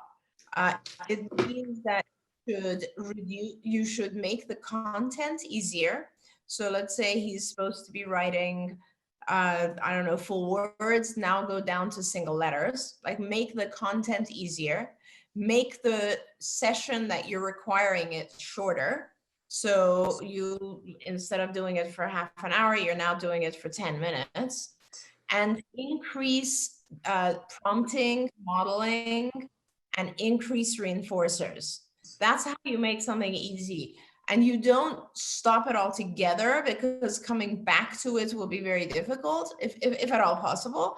But you just reduce it and you make it so that it is in his easy set of things to do. Yeah, and can I add to that, because former school teacher here, guilty as charged, and a mom of a young man who struggled with the writing thing. And like everything else, there are so many different components to writing that what we discovered is it's really important to know what is the aversive part of writing, because, well, right, yeah. But there are all these different, like if you think about it, part of writing is your fine motor skills and being able to grasp whatever the thing is. Well, that can be worked on separately without writing. That's super fun. Go to Pinterest and find all the OT exercises to develop pincer grasp is what you want to look for, right? But it could be that their eyes are having trouble focusing as they write the pencil. And that was certainly something that my son was having. And there are a bunch of eye exercises in skills in the ocular motility portion of skills that you can work on, eye exercises that help them to read and to track when they're writing.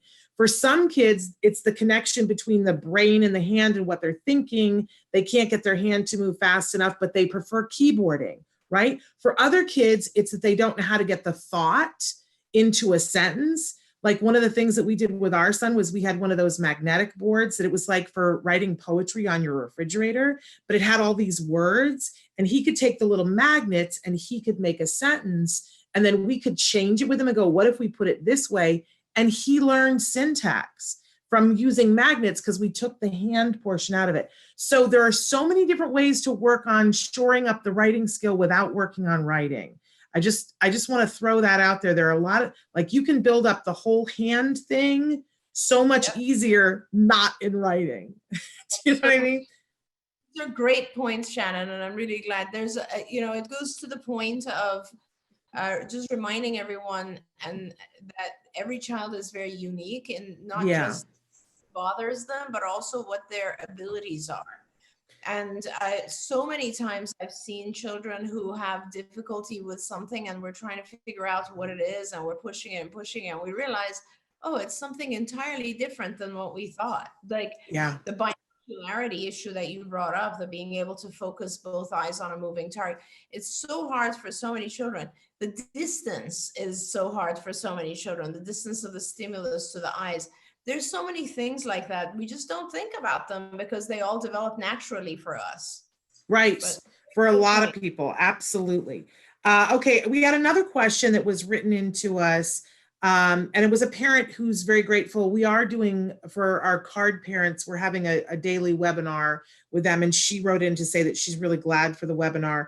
But her son is banging his head and it has increased. They are a card parent. It has increased since their clinic has closed and now things have gone back to the home. She says, we have his therapist come to our house and I have seen increased behavior such as head banging, scratching, and biting. And she asked two questions and we've been working on this separately, but I also wanted to discuss it with you. She's asked, how can we continue our home sessions? And we're working that out for her. But she also wants some advice from you about what can be done to stop the behavior, because I don't think that currently what we're doing is working. And I know that you've said before on the show that everybody is likely seeing an increase of some behavior, right?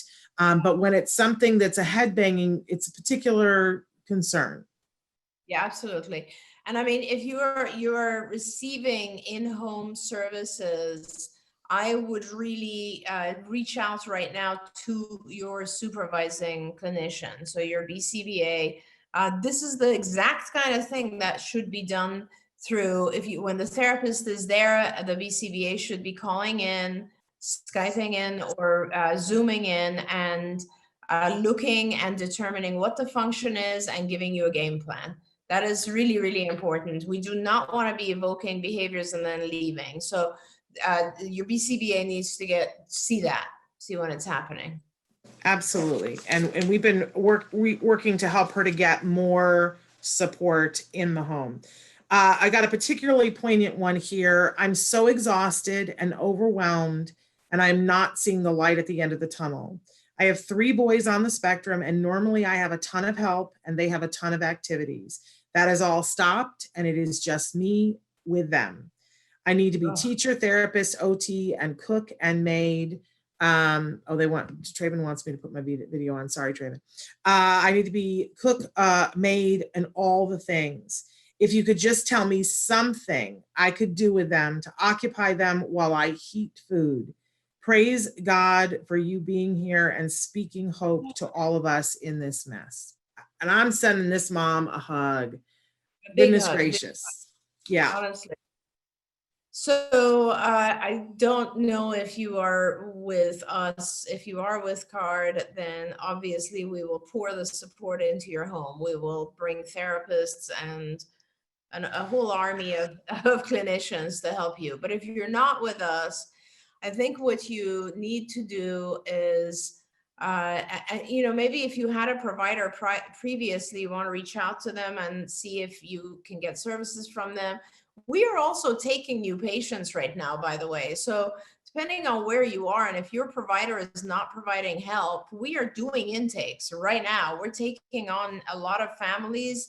And because we have other families who did not feel comfortable with therapists in their homes, we have openings. So, if you want, you can also contact us. But if you are really not able to get help right now, I would suggest that the first thing you do is establish, just sit down and write a schedule, like a little routine that you'd like for the whole group to be able to engage in. Let's say I wake up, I do this, so on and so forth. And then what you do is you find activities that they can do without our guidance or supervision. Those activities might be, let them play on an iPad, let them watch TV, let them run around outside, let them, just mess around with paints and do some sort of craft somewhere inside. These are all different, or let them do worksheets when we send you worksheets if they're interested in that. Whatever is a reinforcing activity that the children can engage in, all you need to do is make it happen on a schedule. So for instance, when you need to heat up food, that will be the time that you will set all three down and say, this is what you're doing right now for half an hour. And obviously we will send you, or we'll make sure you have access to all the kind of self-guided materials we have. But there's also things at home that kids might be engaged with, like puzzles, for instance, or, there's independent activities like that might be able to help your children. I think the issue with having three is that when one is engaged, you're probably engaging the other. When two are engaged, you're still busy with the third, that kind of thing. And if you can get them all on one schedule, so the schedule is, for instance, we get up, we all get ready together, we all have breakfast, as chaotic as it is, we all do it together. Then we have 1 hour where you guys are watching TV and I'm doing this, that kind of thing. You're still keeping an eye on them, but at least they're engaged otherwise. And that's making a lot of assumptions about their functioning level. So forgive me ahead of time if any of you just don't relate, because you can't even have your child watching TV, for instance. Yeah, but there are some amazing things that are available. I keep talking about PBS. PBS is doing a great job during this emergency. It's different in every city. Here in Los Angeles, we have, I think it's 4 PBS channels, and they got together and they divvied it up, and they have a different age range playing on each PBS channel that's curriculum aligned, videos that are playing that are super fun. And then you can go online and get like something experiential to do along with them.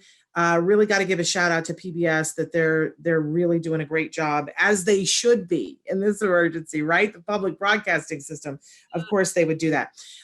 Francesca is wanting to know, when is Camp Discovery going to be live? And so while you were talking, I went to see, I don't have it on my phone. And so I went to get it, and it downloaded on my phone. It's live right now. I know that they were going to be working on some upgrades on it. So if there was a time, Francesca, that you were trying to get it, yeah, it's playing on my phone right now. If you were trying to get it, it might have been that they were updating, but try again. And if not, anybody can write to me if you're having any specific, and I can ferry that off to the Camp Discovery folks. You can write to me at s.penrod@autism-live.com, because the Camp Discovery, for those of you who don't know, super fabulous. If you have language learners, free app, and it teaches language different, what's the word that I want? What's teaching language? What's the, when you call it each individual thing? It's a BCBA word that I don't ever use. So like, it's going to come to me in my sleep tonight, and it's a ridiculous. So then I'll talk while you think about it. Okay, these are all individualized programs, and they are both receptive and expressive in format, and they have a lot of things that are, and it is live. I just downloaded it. It is, if you go on, if you have a phone, an iPhone or an Android, it doesn't matter, and you go on your app store, it's called Camp Discovery for Autism, and it is made by Pixelation Labs. That's us. So basically, you'll have a lot of different options. The thing about Camp Discovery that I want everybody to know is that we built it with a discrete trial format. So it essentially has discrete trials. It starts with mass trials, it goes into random rotation, it has distractors. It's exactly what your therapist would be doing. It's very useful for the first, I guess, 50 or so lessons. I thought of the word I couldn't think of, exemplars. It's a word that we don't use, but it's all these different targets that are language targets. It's wildly effective. It's super fun. The kids do not know that they're playing something educational. They think it's a break from therapy. So it's fabulous. And if you are a CARD patient, there is a way to link what they do in the iPad to their skills account so it can track the progress that they make, which is truly fabulous. Okay, I have another question here. Somebody says, thank you to CARD. Our services have continued both in-home and on telehealth. I wasn't sure about the telehealth, but it has been incredible. My question, my other son is jealous when my son with ASD is on telehealth with his CARD therapist. He cries and doesn't understand why he doesn't get to be there. Is there anything they can do occasionally to include him? He is 3 and doesn't have a diagnosis. All right, if that doesn't speak well of how teletherapy is, I don't know what does. Can they include him in any way, Dr. Granpichet? Yeah, absolutely. I mean, you have what you're offering is a typically developing peer. So that's a wonderful thing. And please tell the supervisor of the case so that they can also put in some social programming that can be done with the 2 of them. And of course, we absolutely want to always also engage the siblings, whoever we can, to bring about social behavior. Wonderful. I'm noticing we get through so many more questions when we don't have commercial breaks, which is crazy, right? It's very interesting to me. Okay, so this has been cut off on my printing, but I'm going to see if okay, my 8-year-old is struggling with why we can't be outside. He mans for grass. And I know Traven is asking me to please put my camera on, but Traven, I am remedial here. Okay, my 8-year-old is struggling with why we can't be outside. He mans for grass, and I have heard that from another parent as well. It is breaking my heart. We live in an apartment building and normally go to the park each day. The parks are closed. I have a friend who offered to let him play in her backyard, but I don't think we can even do that now. My husband is presumed positive, but can't be tested. I don't want to put anybody at risk. I'm keeping my son and I separate from my husband, which is hard enough, but the grass, and that's where it's been cut off. But I know that they were asking for, how do you explain this to an 8-year-old that, no, we can't go see daddy in the other room. No, we can't go outside. No, we can't go to the park. What can we potentially do for this poor baby and this poor mom? It's so difficult. It is, and all of our kids have different levels of understanding. So it's very difficult to be able to explain to them. We have developed a package, Shannon. I know you know about this. I don't know if we've distributed it yet, about how to tell our kids about this virus. But I'll pause. Did you want to say something, Shannon? I don't know anything about that, but that sounds absolutely fabulous. I must not have been at that meeting. I'm excited. Oh, well, I sent that material, I think, to the clinical team about 2 weeks ago. And Cecilia mentioned that they had, the first part of that material that I sent was that, how do I discuss COVID-19 with my child? So that material also exists, and Cecilia mentioned to me that it is done. So we need to distribute that widely. In fact, as I'm talking to the parents, and next week, Shannon, we're going to be talking a lot more to parents. Yes. I'm a list of, we somehow need to produce a location where we can distribute things to families readily, because we do have a lot of material we should be sharing with the families right now. Going back to the grass issue, I would ask if the parents to identify what it is about the park and try to replicate those features, if not the actual complete experience. So for instance, is it the texture of the grass that your child enjoys? If that's the case, I don't know, can you get your hands on some turf? If you can, you could actually, honestly, if you can order some turf, it'll come to your door. Take a room and turn it into a park. Put the turf on the ground, even if you can't. Do the other things that are similar, like maybe paint the walls with your child so that there's flowers and things that resemble a park. Is it a playground equipment that he's missing? If that's the case, maybe you can, with assistance, of course, try to set up a little, what are they called? Like a in-home jumping gym type thing, using boxes and chairs where he would, an obstacle course, that's the word I was looking for. An obstacle course where you do it in a room where he can get to go in and out of things. Try to figure out what it is about the park that he's missing so much, and bring that about somehow to some extent for him in the house. And also, like everything else, I think it's a matter of being able to give our children a distraction, something that will take their mind off of the thing that they're focused on. And you can replace any kind of obsession with something that is more reinforcing. So if you can try to find a distractor that is perhaps in a different way reinforcing, that'll work too. Yeah, absolutely. What I'm loving, what I see online are parents who, okay, here's the perfect example. I have a friend who has 7 children.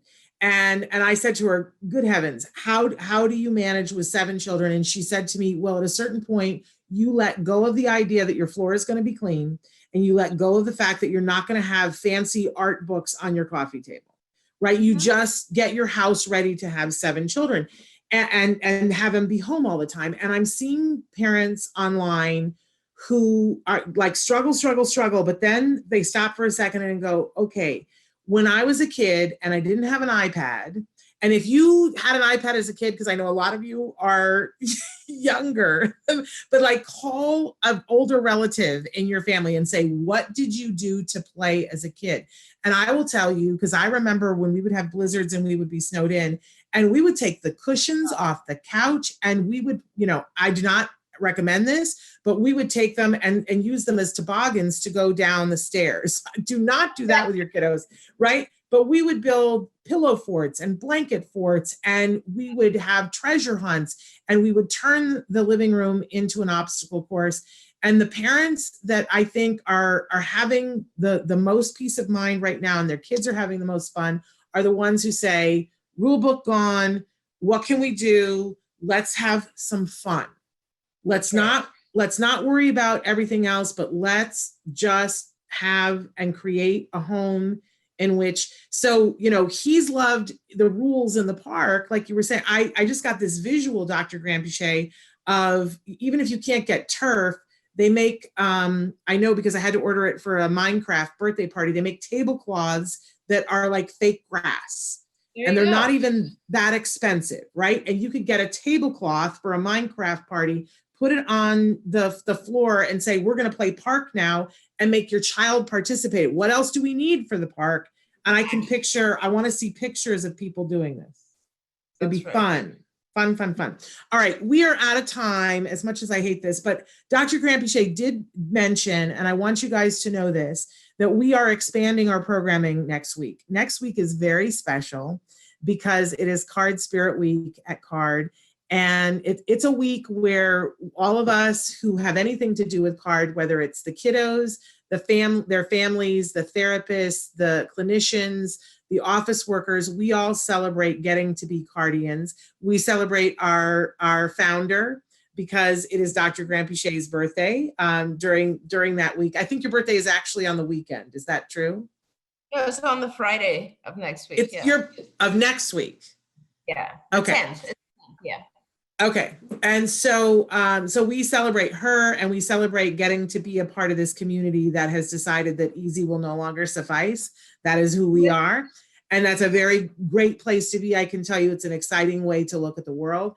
So we wanted to share that with all of you at home. So we're adding an extra hour of Autism Live every day with Dr. Granpichet. We're going to be showcasing some of the people that we think are remarkable and wonderful. So we will be here for regular programming all next week at this time from 10 to 11, but we will be back every afternoon at 2 p.m. Pacific time with Dr. Granpichet with some amazing stories about some amazing people. I get chills thinking about it. So, but don't forget, and thank you so much for being here with us, Dr. Granpichet, and we will look forward to that. Don't forget that tomorrow is World Autism Awareness Day. That is the day that is created by the United Nations to bring awareness in all worlds. That is not canceled. We are going to be here on Autism Live with Dr. Temple Grandin, live, picture and sound, supposedly, keep your fingers crossed. But she will be here to answer your questions. I couldn't be more excited about that. Dr. Granpichet, thank you so much again. We will look forward to spending more time with you all of next week. And I want to say to all of you who are watching, thank you for spending this time with us. We're going to get through this. Si se puede, right? We can do it. Give your kiddos a hug from me and one for you too. Can't wait to see you tomorrow. Bye-bye for now.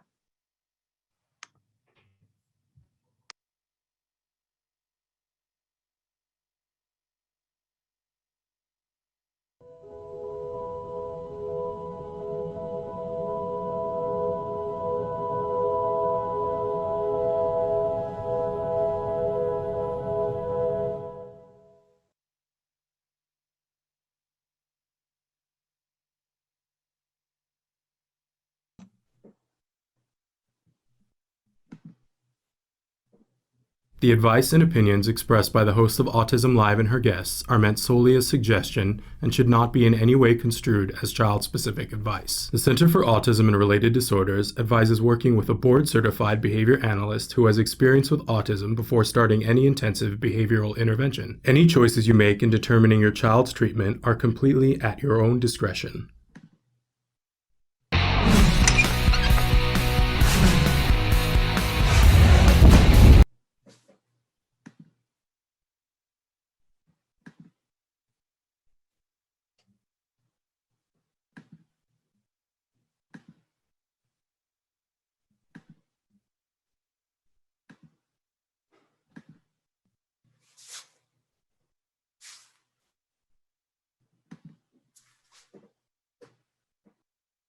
Good morning and welcome to Autism Live on World Autism Awareness Day. Our very special guest this morning, as you can see right from the jump, is the fabulous and wonderful Dr. Temple Grandin.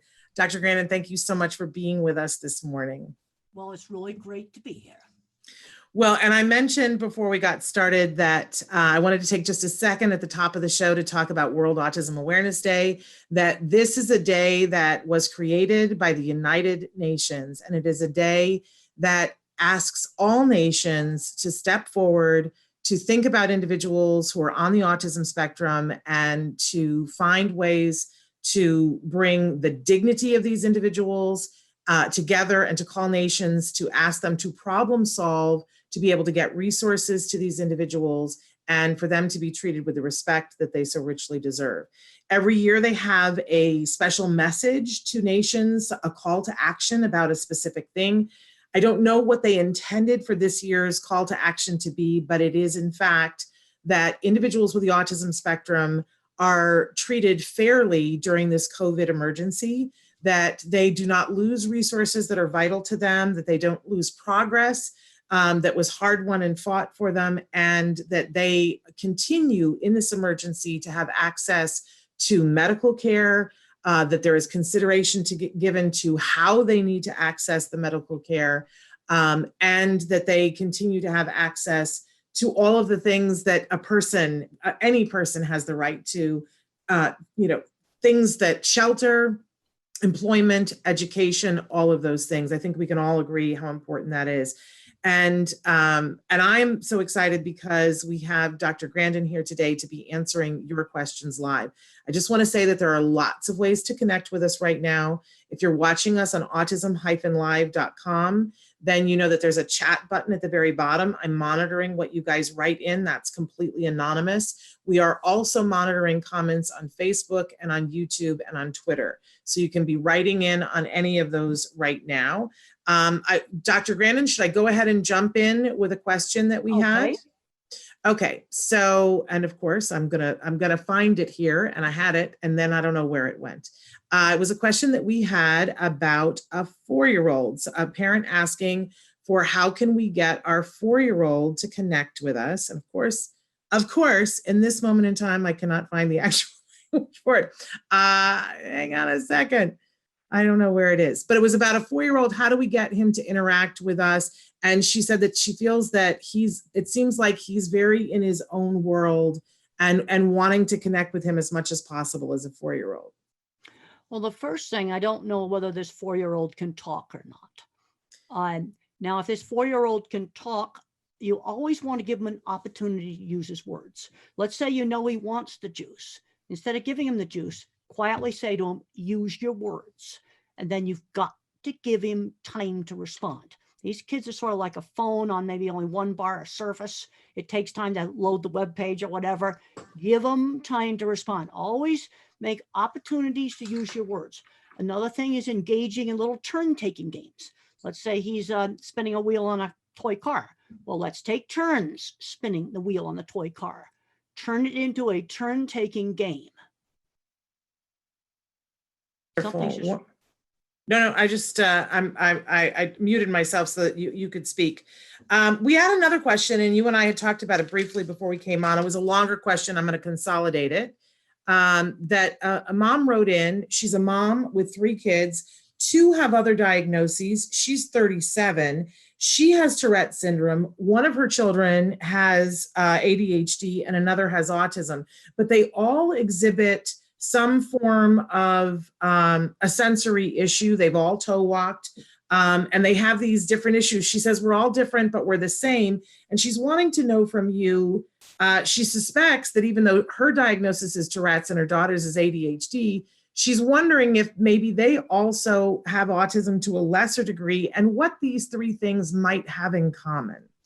I wanted you to talk about that. Look up research on Google Scholar. Now, Google Scholar is the scientific version of Google. And if you go on Google Scholar, you type in autism and ADHD, you're going to find, and genetics, you're going to find there's genetic crossover. There's also crossover in brain scans where some of the features are the same. See, these diagnostic categories are not precise. It's not like a COVID test. And I want to say a high quality COVID test done correctly that will give you a definitive diagnosis. It's not precise. These categories have blurry boundaries. Sensory issues, those happen in many different disorders, both developmental and head injuries. You also can get sensory issues. So their social awkwardness tends to go with a number of these different things. It's not real precise. Okay. We have a question specifically about the COVID-19 emergency. A parent writes in and says, what advice do you have for a 17-year-old on the spectrum who is having acute anxiety about COVID-19? And they want to know specifically what has helped you with anxiety. I have researched every piece of scientific literature on the shelf in the pharmacy medications that might treat COVID. And even before Donald Trump talked about hydroxychloroquine, I already had found that drug. So just knowing that there's things to possibly treat it. Now, I want to emphasize a lot of stupid things have been done with drugs. Hoarding, it's totally bad. People need that drug for lupus. They need it for rheumatoid arthritis. Also, it's never to be used for prevention. It's to be used for moderate to severe COVID. That, all the tests haven't been done, but there are things to treat it. Computers right now are finding even more things. So that made me less afraid that there's actually some stuff to treat it. And also I've looked at the statistics. I am in the at-risk group.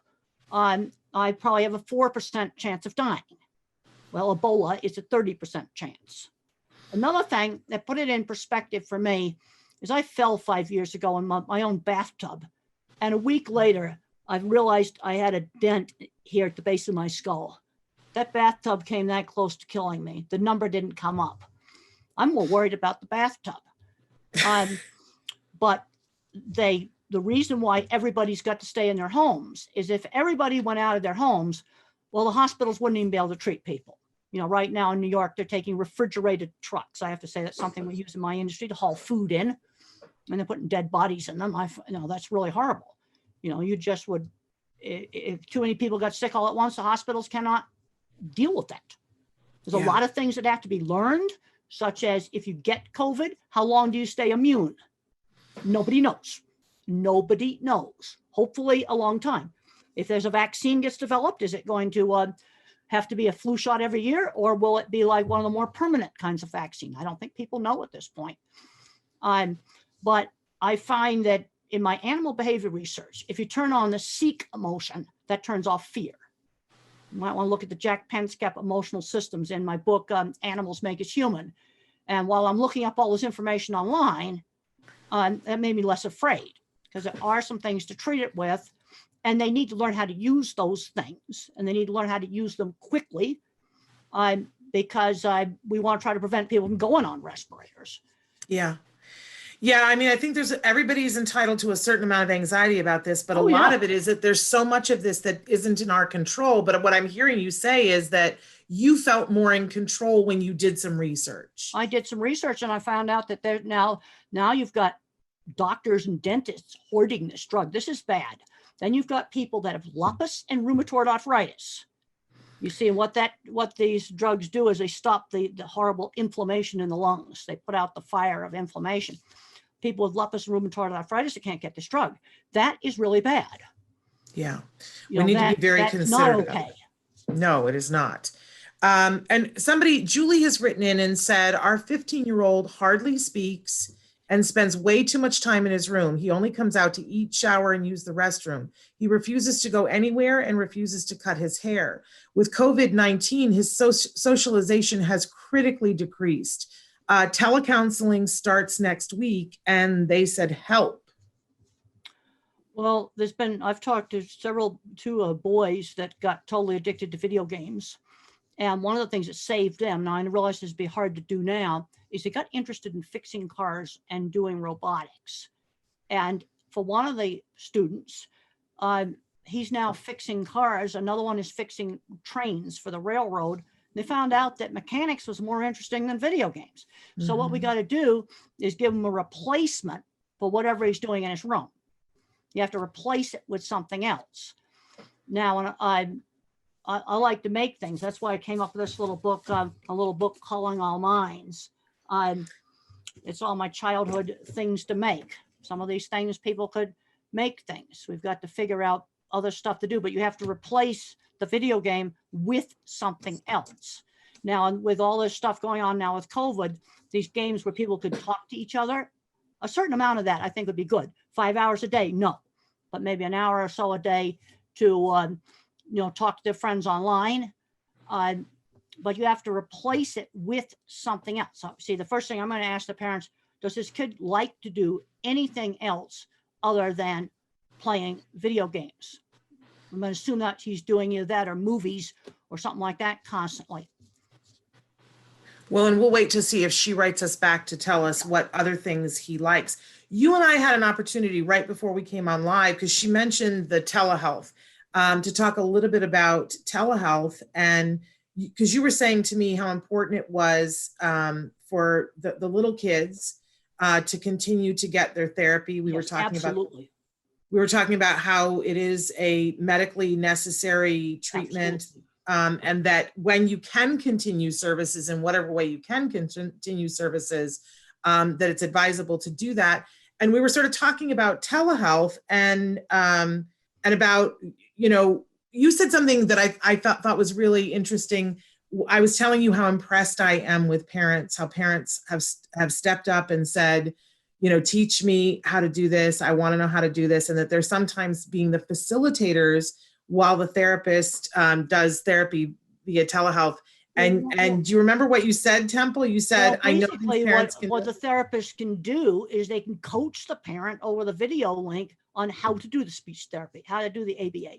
It's very important with the young children to do a lot of turn taking. That was a lot of emphasis on that. We can play board games and things like that. That's stuff we could do. And they can coach the parents on how to work with the child, because we've got to keep working on speech. I don't want to lose, months of working on a kid to get them talking.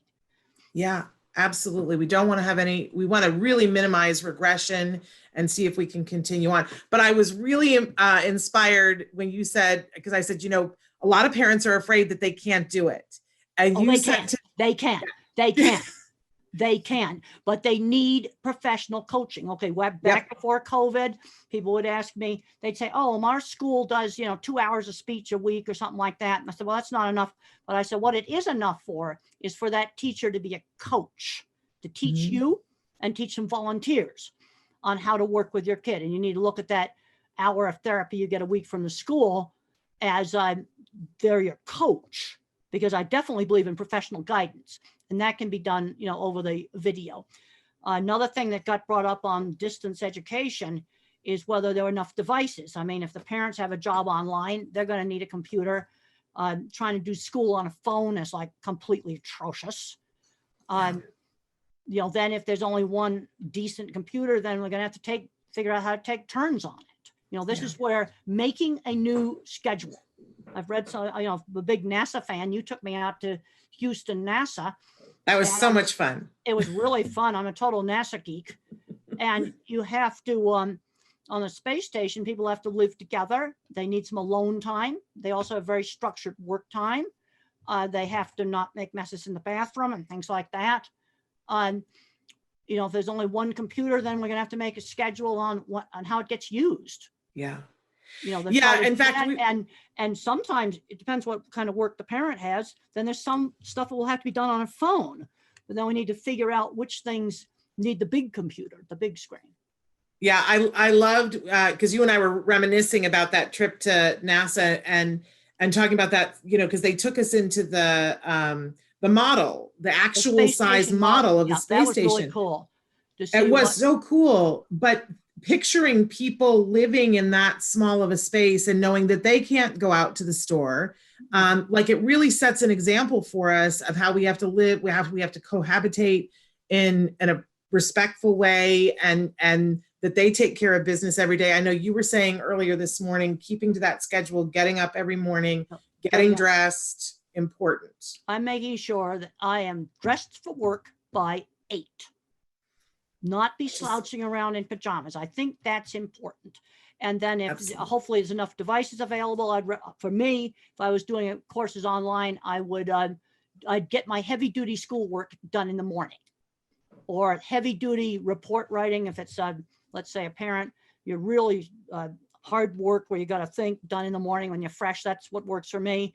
And then you can do easier jobs in the afternoon, have time off. One thing they did learn on the space station is that they do have to, each astronaut has to have some alone time where he can talk in private on the laptop, to the family, watch a movie by himself. And then there's other activities that eat together. That's something they do together. And then you have to make sure that, people, before they go up there, get to pick what food they want. There's some choices. Well, somebody's got to not be taking somebody else's food. This is the sort of thing that would really cause a lot of friction on the space station. Well, one of the questions that we had come in early, Temple, was that somebody was asking, what is your preferred food during this COVID emergency? Like, what's the one food that you keep stockpiled in your house because you really can't do without it? Well, I really like some dark chocolate, but I've got to make sure, people have given me a lot of that I'm really limiting how much of that I eat. I still am eating the same yogurt and fruit for breakfast. I have that. Fortunately, I've got people shopping for me, which I really appreciate. And it's been making me think about food in a different way. You know, and my boss, there's most time they buy stuff I like. I bought some stuff I did not like, but I had to eat it. Had to eat it. We cannot be wasting food when you've got people in that Amazon warehouse or some other place that are getting it ready for you, that every trip to the grocery store, there's an exposure risk. No, you eat it. Absolutely. There was some sliced processed turkey that I really hate, and it's getting eaten. There you go. You're a good role model. Now we've got a couple of people who are writing in and letting you know that that they themselves have had diagnoses. One who says, "I got a late diagnosis. What services would you recommend to help me cope?" And another person, is this a teenager or an older adult? I don't need to know the exact age, but I need to know, am I dealing with a 10-year-old, a teenager, or an older adult? Well, they're saying they got a late diagnosis, so I think you're talking about an actual adult. Well, there's a lot of people. We have a book, Different Not Less, which is 14 old Asperger's or people diagnosed on the spectrum later on in life. And where they found it really made a difference was with their relationships. You see, this is where, you know, I had a lady come up to me in the Denver airport one time, and she said, "Oh, now I understand my engineer husband after I read your book, Thinking in Pictures." Now, on the job front, I think some people are getting too overcoddled when they should be getting out and learning work skills, because all the people in the Different Not Less book had jobs ranging from a tour guide at a history museum to IT and a medical doctor, all different kinds of jobs. I didn't just fill it up with the computer geeks. And half of them are on the autism spectrum out there in Silicon Valley. I've been there. They avoid the labels. But Absolutely. the first step is realizing, you know, that you think differently. And for relationships, that it's been a good thing for a lot of people. And that's why I did the Different Not Less book. And all of the people in that book are employed. Wonderful. I should point out that Temple has been prolific and written a lot of books that are really amazing resources. And you can find all of her books on Temple. They're available on Amazon. Look at that. New edition of The Way I See It. Brand new 5th edition of The Way I See It. A whole lot of little short articles. We updated it. Just came off the press about a week ago. Wonderful. And so people can go to templegrandin.com to get the books, but they're also available on Amazon if you want to put it in your Amazon cart as part of your delivery. Now, Katie has written in and said, "I have anxiety a lot. I have autism and ADHD, and I'm worried a lot. How can you help me with my anxiety?"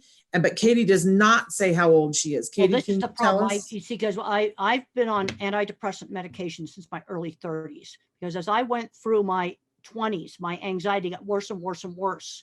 My body was like in a constant state of fright. I remember telling Dustin Hoffman when he did Rain Man, imagine how nervous you were when you did your first interview to land a big part like that. Well, that's the way I feel all the time. And in my book, Thinking in Pictures, I describe what it was like before and then taking antidepressants.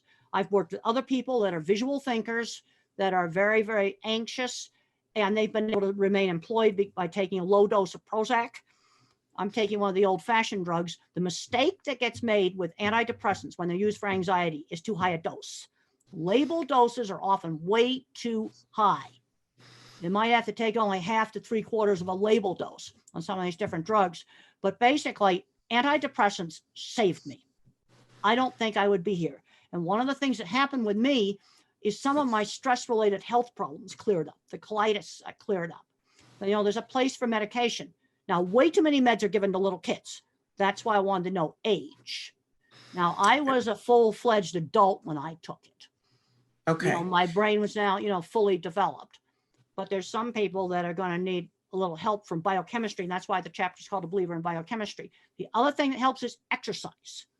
I'm doing now modified push-ups every night. I was doing sit-ups, but my sciatic nerve acted up, so then I had to change that to modified push-ups.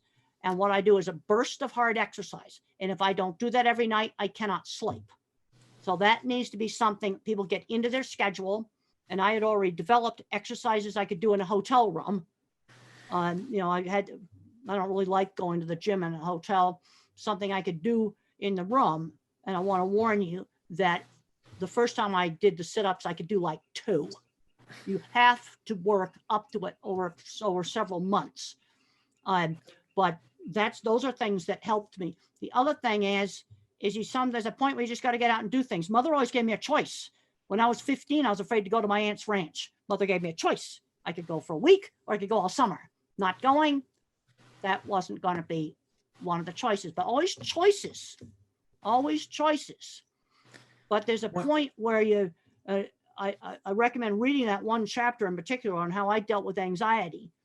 And the thing that was weird is that when the colitis flared up, I was less anxious. It was really, really weird.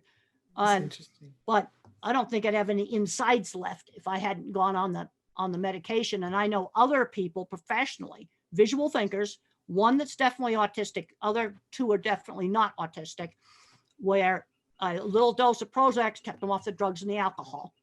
And they'd be in the gutter if they weren't on the Prozac. Wow.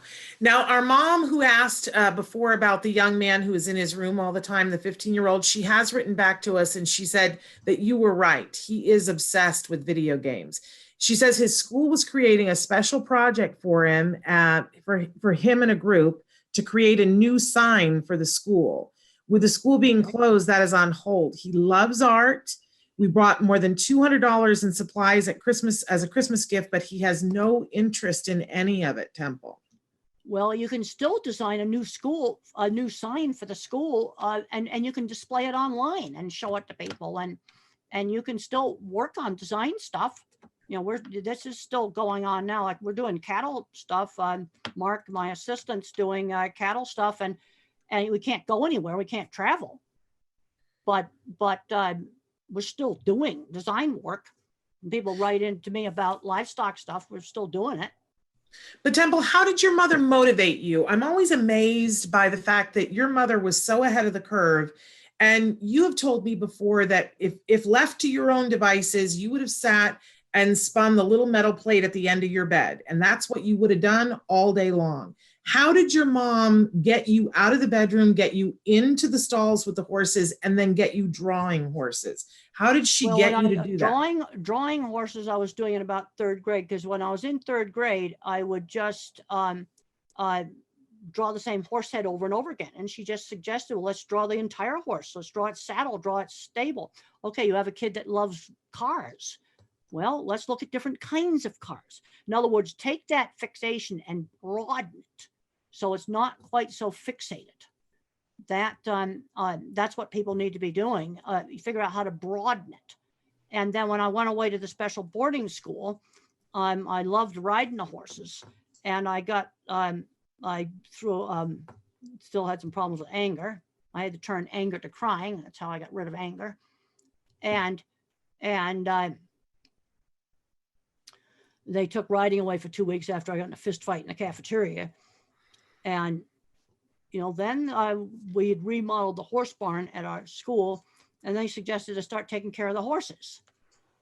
And I started doing it and liking it. You see, people have got to try stuff. You know, we've got to give them a choice.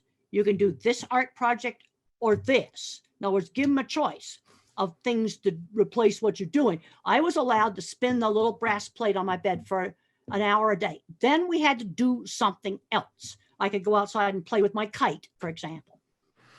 But we're going to do something else, but always give some choices. But the choice isn't going to be in your room all day, but you do have some downtime, do stuff like that. And they found they had to give the astronauts on the space station an hour a day, which just be their alone time. So many people are writing in so many wonderful things saying what a gift to have Temple's opinion and thank you. And a mom who has written in and said that you helped her so much that years ago you were able to be on the phone with her, and that you helped to get her child to eat, and that it was just a dream to be on the phone with you. So just want to acknowledge that there's so much love being poured out to you right now. Well, I really appreciate that. And I just want to, you know, this is a difficult time. I mean, I've had all my events are canceled for the next 2 months. Everything is canceled.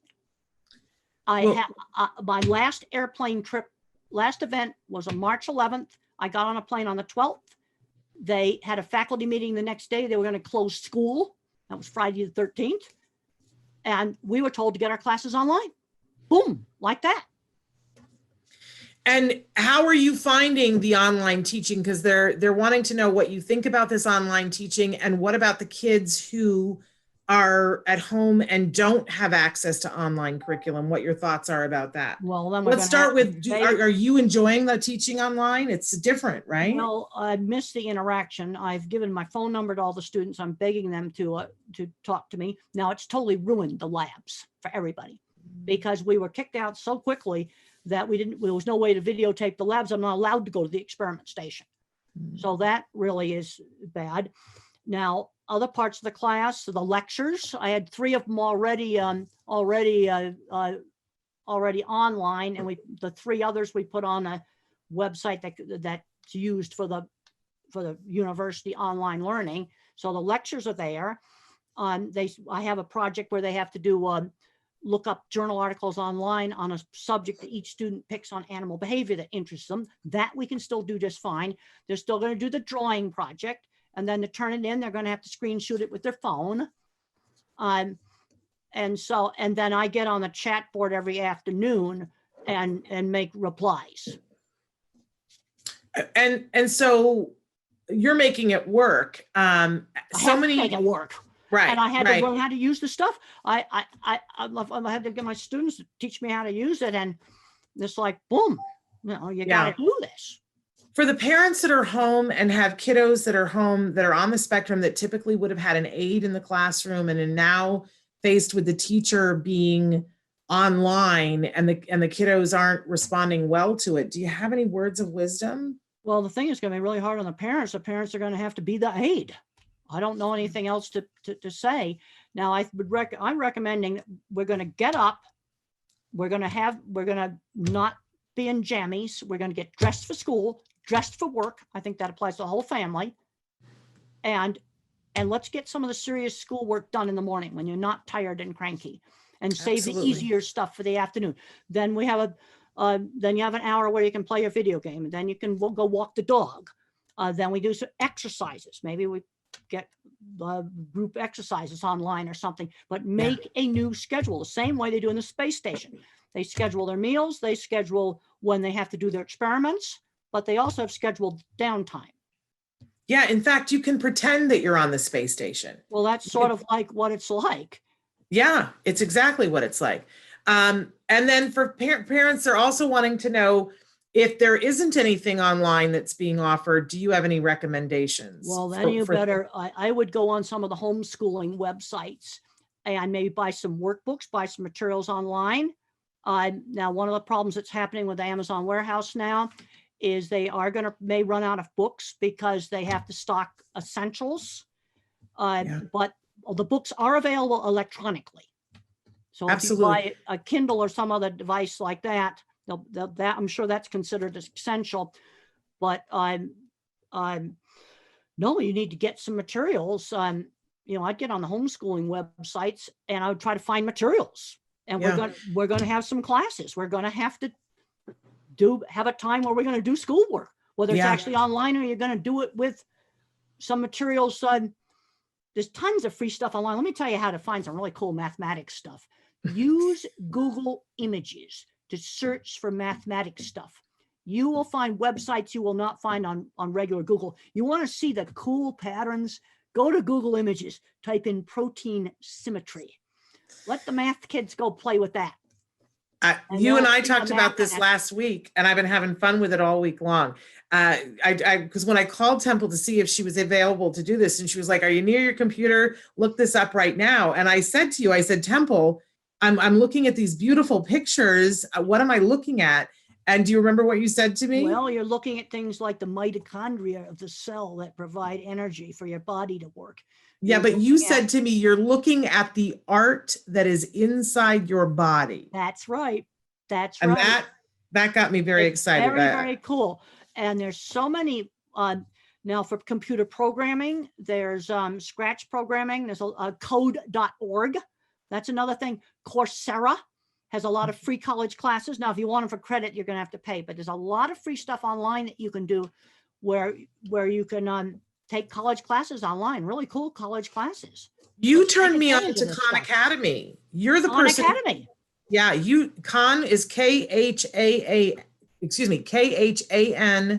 academy.org, you guys. And Temple was the first person to tell me about that. And they have curriculum aligned information for everything from pre-K through 12. It's an incredible, and actually above that, it's an incredible place. And you're the one who told me, and I got my son on there. It changed everything. And it's free. So you can't beat that. All this stuff I'm talking about is free. Okay, some more questions here. Now that adult that we were trying to figure out, he said he was diagnosed at 58. How exciting is that? And that he was nonverbal until he was 5. And that was that person that we were talking to about things that could help, resources that could help. So it was an adult. Good. Another person says that they have a 5-year-old who has good vocabulary, but how can I encourage him to talk? He's simply not interested to talk. Used to talk when he was below 2 years. Well, always make opportunities for talking. If he wants a food or he wants a toy, say, use your words, and then give him time to respond. These, if the website doesn't come up right away and you're poking the mouse and stuff, and then the computer just freezes. Well, that's the way these kids are. You might have to give them 5 seconds to respond. That's a long time if you time it. But always have opportunities to use language. Okay, let's have some sit-down meals now, like we used to have in the 50s, where if I put my fingers in the mashed potatoes, mother would say, use the fork. If I reached across to grab the serving dish, mother would say, ask your sister to pass it. Give the instruction. Then you might ask him what he did what he did on his online learning, or a movie he looked at. In other words, each member of the family would tell something they did that day. I think this is one of the ways to get language going, because that's what they do at the space station. They eat together. Absolutely. Speaking of that, Angela wants to know about relationships. I have a 17-year-old that doesn't have friends outside of school or sports. Not sure what to do. Is there a website that teens hang out on? Well, it's friends through shared interests. I mean, I've got friends, and there are people where we do cattle stuff together, or it's animal behavior, or it's autism stuff, where it's a shared interest. Robotics, of course, when school was going, things like art, robotics, choir, all the things we can't do now. Those are things that would be a shared interest. Fixing cars. I had friends that that built equipment. Those are things that are a shared interest. Yeah, there was a study that was done years ago about how to make kids bully proof, how to get them to be less bullied by their peers. And what they found was that if they created a club after school, and it could literally be that kid creating a club about their interest, that it attracted other people to whatever their interest was. And then they formed a pack, and they were less likely to be picked on, all of them. Well, and I sort of thought that was fascinating. That's a good idea, because the only places I was not bullied in high school was horseback riding, model rockets, things where there was a shared interest. Now, fortunately, when I was in elementary school, I went to a very small elementary school, really small little classes. And the teacher explained to the other students that I had a disability that didn't show, like crutches or a wheelchair, and that the other kids need to be helping me. And that has a fancy name. It's called peer-mediated intervention. And I do have a free paper online. It's called How Horses Help the Teen with Autism to Make Friends and Learn How to Work. Type that title into Google, you can find it. Okay. You mentioned before that you got into trouble at school because you got angry, and that you learned to deal with the anger through crying. I'm always fascinated, though. What made you angry? Like, why did you punch that person in the? They had bullied me. They had called me names. They had bullied me. That was the reason. And I had to switch from anger to crying. And another thing with NASA, I went to a really sad thing where when they had on 60 Minutes, when the space shuttle got canceled, these NASA space scientists were crying. And that's one of the reasons why they still have their jobs, because they were throwing tools. NASA would have fired them for that. Absolutely. Absolutely. It's better to cry. Bunny wants to know, I just picked up my son who is 9-year-old and has ASD and is semi-verbal. his learning materials. It's a big box of materials, and I have no idea or how long to work. I'm on the spectrum as well, so I need directions. Well, some kids can, concentrate longer than others. Some kids are really hyperactive. You got to do a little bit of learning and then give them breaks. It's going to depend upon the kid. And there's others that can knuckle down and, put a bunch of work out. I think another thing that might help with the kid is let him have some choices of which things we do first, so he has some control over the environment. We're going to get the schoolwork done, but we can have some choice of when we do some of the different activities. And some kids can do a lot of work at one time. Other kids need breaks. They need sensory breaks. I think one of the worst things schools did was taking out recess. Another thing that schools did that was really bad was taking out hands-on classes. If I had not had sewing and woodworking and art, I would have hated elementary school. So let's work craft projects in. Of course, here's my book on the things I used to like to do as a kid, Calling All Minds, and making things. Maybe we can work math into making things. We can think of creative ways to do things. I'm finding right now, the day that I've got graduate students right now with awful writing skills. They don't know how to sort of frame an argument for something. And the reason why they're so bad is they never had to write book reports, and they never had anybody mark up their work, and then they had to go back and correct it. And this is something that's gotten really bad in the last 5 years, and I'm not the only professor that's been complaining about this problem. Well, and the thing is that this period of time, regardless of whether we wanted it or not, we are forced to have this opportunity where we could do all kinds of things. So maybe at school, they're not going to stop and have a break and teach sewing, but we absolutely can do that. You can do that. You can we break absolutely the work can. up. You can do it like a lot of older people. I'd rather just get a big slug of it done in the morning, but there may be another kid where you do a little 15 minutes of work and then you do something else and it's spread out through all the day. Yeah. But you need to eventually, you got to figure out some kind of a schedule where absolutely. Now, Alexis has written in and said, because we were talking about video games before, they said a lot of video games aren't a problem. Get the kid to learn how to, they may learn how to. They may either, for videos that teach people how to play or teach them how to run massive multiplayer games. Now, Temple, I'm wondering, have you seen any of the games that are VR? Have you done the thing where you put the? I haven't. I've done virtual reality. I haven't done it in a video game, but I've done it in just a demonstration. They have ones that teach job skills. Well, and they make it fun. Well, that's good. Some of that stuff would be good. Like maybe it's a video game of how to interact with customers in a store. Yeah, that's something that could be helpful. You see, there's a lot of things you can learn from video games, but absolutely, that's an hour a day of doing it. Okay, eye-hand coordination, some problem solving. So that's 1 hour a day of doing it, not 5 or 6 hours a day. The benefits you would get in 1 hour. Now, Nikki has written in on Facebook, and she wants to know, what coping skills can I use when our internet or cable goes out? My autistic son beats himself, attacks others till it's fixed. I've tried social stories, a box of things he enjoys to keep him busy, but it doesn't work. He even goes so far as pulling his own hair out. Please, how to help with his anxiety about cable and internet connection not working. Thanks. She says this is a major problem. Well, one of the things first of all, let's try to work on getting him to do some other things where he's not so dependent on the internet connection. Does he have a dog? Would he like to learn how to cook? Would he like to learn how to do some hands-on thing? I'd like to try to get less dependency on the internet, that there's other things that you can do. And absolutely. And now there's still, if you have DVDs around, you can have some DVDs that you could play. You can probably buy a DVD player online so that you've got some movies stored. So when the cloud crashes, you could still have things to do. You see, the problem is the internet circuits are getting overloaded. Yes, it is. I keep, keeping my fingers crossed that we get this live feed out.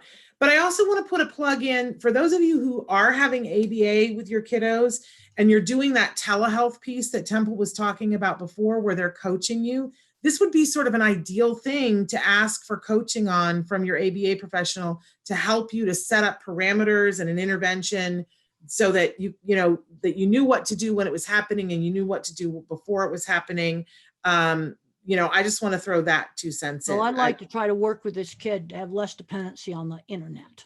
Absolutely. And let's start working on gradually getting him to do some other things that have nothing to do with a screen, so that screens aren't his whole entire life. And Yes. you're going to have to do that gradually and give him some choices, because so the internet is going to go down. That's going to happen. It is going to happen. Manuel wants to know, my daughter is nonverbal and very hyperactive. She's 9 years old. What would you recommend to help her? And he says, it's a pleasure watching you both live. It's a pleasure being here with you. And I don't know about you, I got so excited about seeing Temple's Kitchen. That was a big, woohoo for me today. I read a really, really funny thing online that some employees, has this big, huge, super important vice president boss, and he couldn't get away from looking at the guy's kitchen cabinets. Right. And I read that on a thing about, working online. They just couldn't imagine that this big vice president might even have kitchen cabinets. Right. I'm like, Temple, there are things have. Right. There are things on your refrigerator. And before this is done, I need to know what things are on your refrigerator. Well, it's exciting to me. There's a bison on there, and there's a cute little puppy on there. Then there's some little magnets that were given to me of some artwork. Well, fabulous. But now back to the nonverbal, very hyperactive 9-year-old. What would you recommend, Temple? Well, let's try to work on things where he can, mother used to say, run the energy out of you. Okay. And it's a girl, it's a daughter. Exercise things, some sensory things. His mother says, run the energy out of you. So we got to try to figure out some things that he can do. I don't know if he lives in an apartment or what he lives in. But he's going to have, the other thing I'm going to ask is, what was he doing before COVID? What kind of situation was he in? You see, this is where I got to have more information, and how well was he functioning in his previous situation? Yes, it is a girl. He mentioned that it's his daughter. Girl, but okay. One of the things we've been talking about on the show is that even for people who are in apartment buildings, I just keep remembering, Temple, back to when I was a young girl and we didn't have the internet. And a lot of times we got snowed in for days on end because I lived in upstate New York. We play in the snow.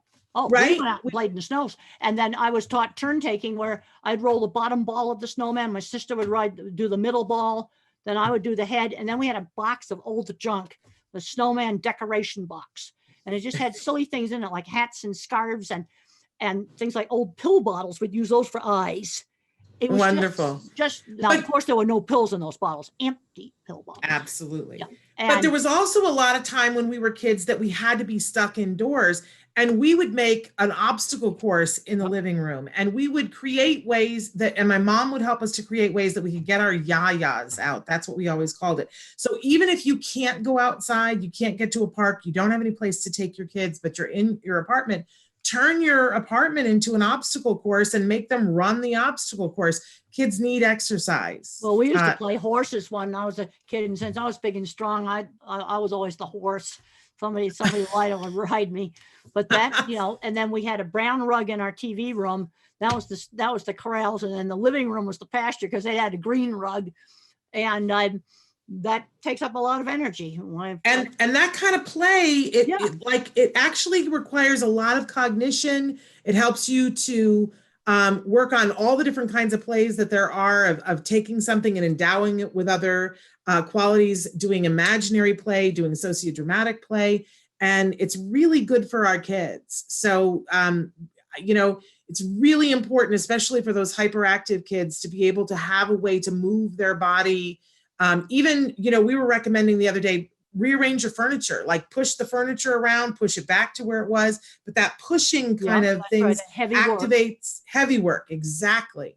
So good for that. Also, if you've got an OT that you could get on a teleconference, could give you some coaching, and that might be helpful. Oh, yeah. Absolutely.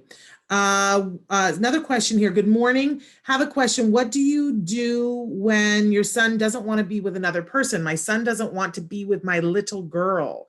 And you were talking about if we had two astronauts that didn't like each other, how would we help them to work this out?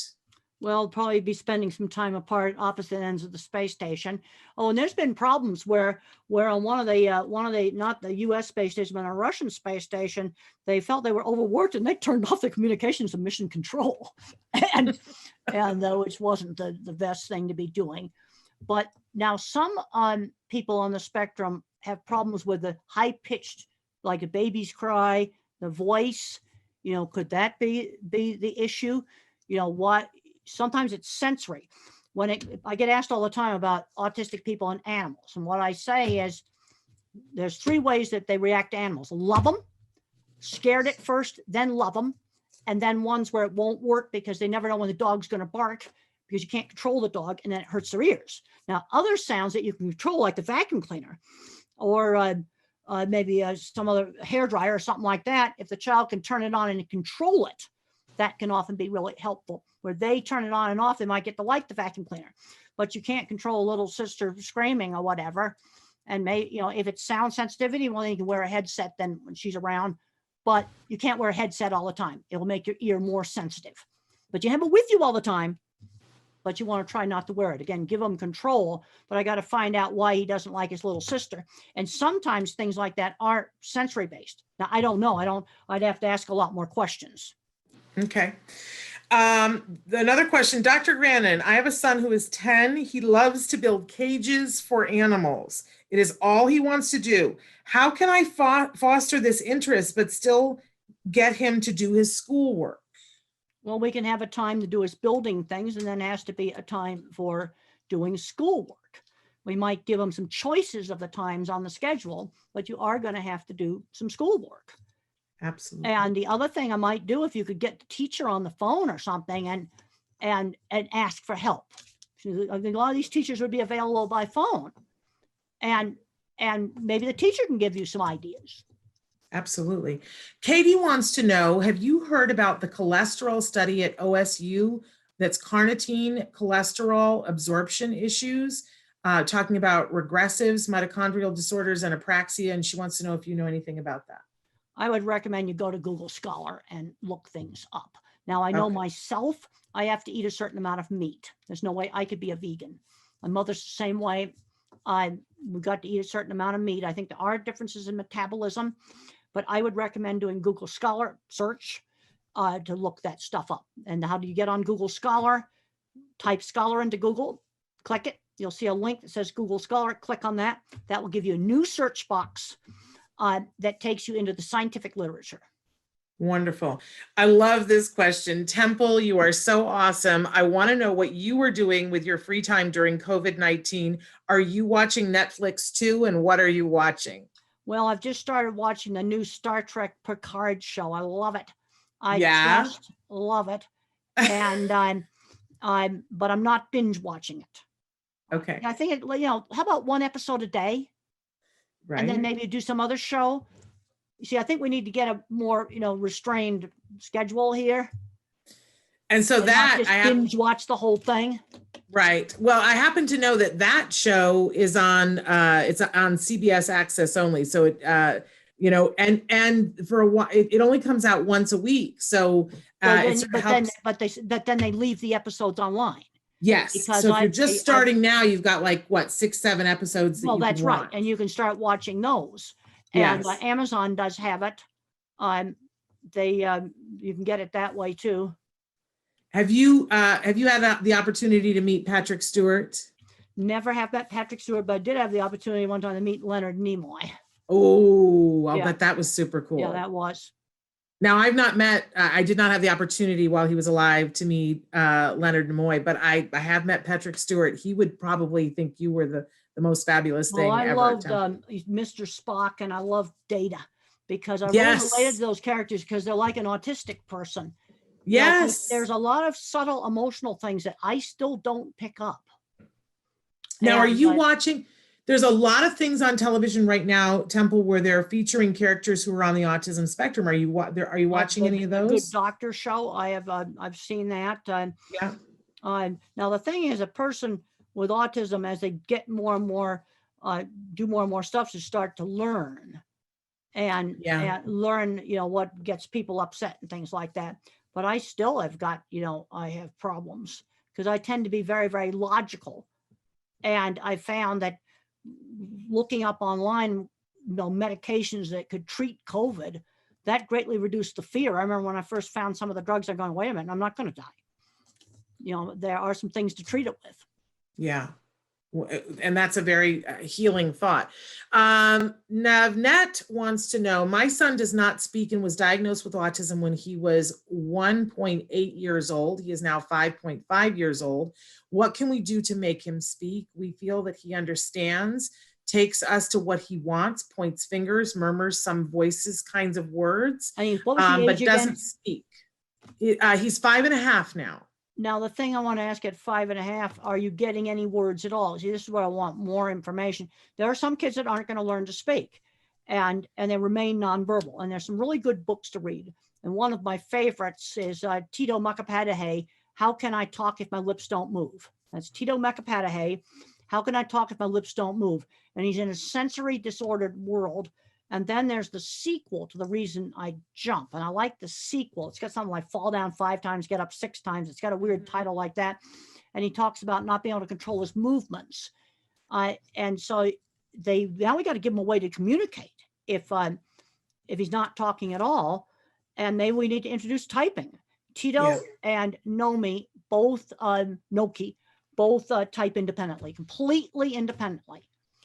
And if we got kids that remain nonverbal, I think those 2 books are absolute must reads, written by people on the spectrum.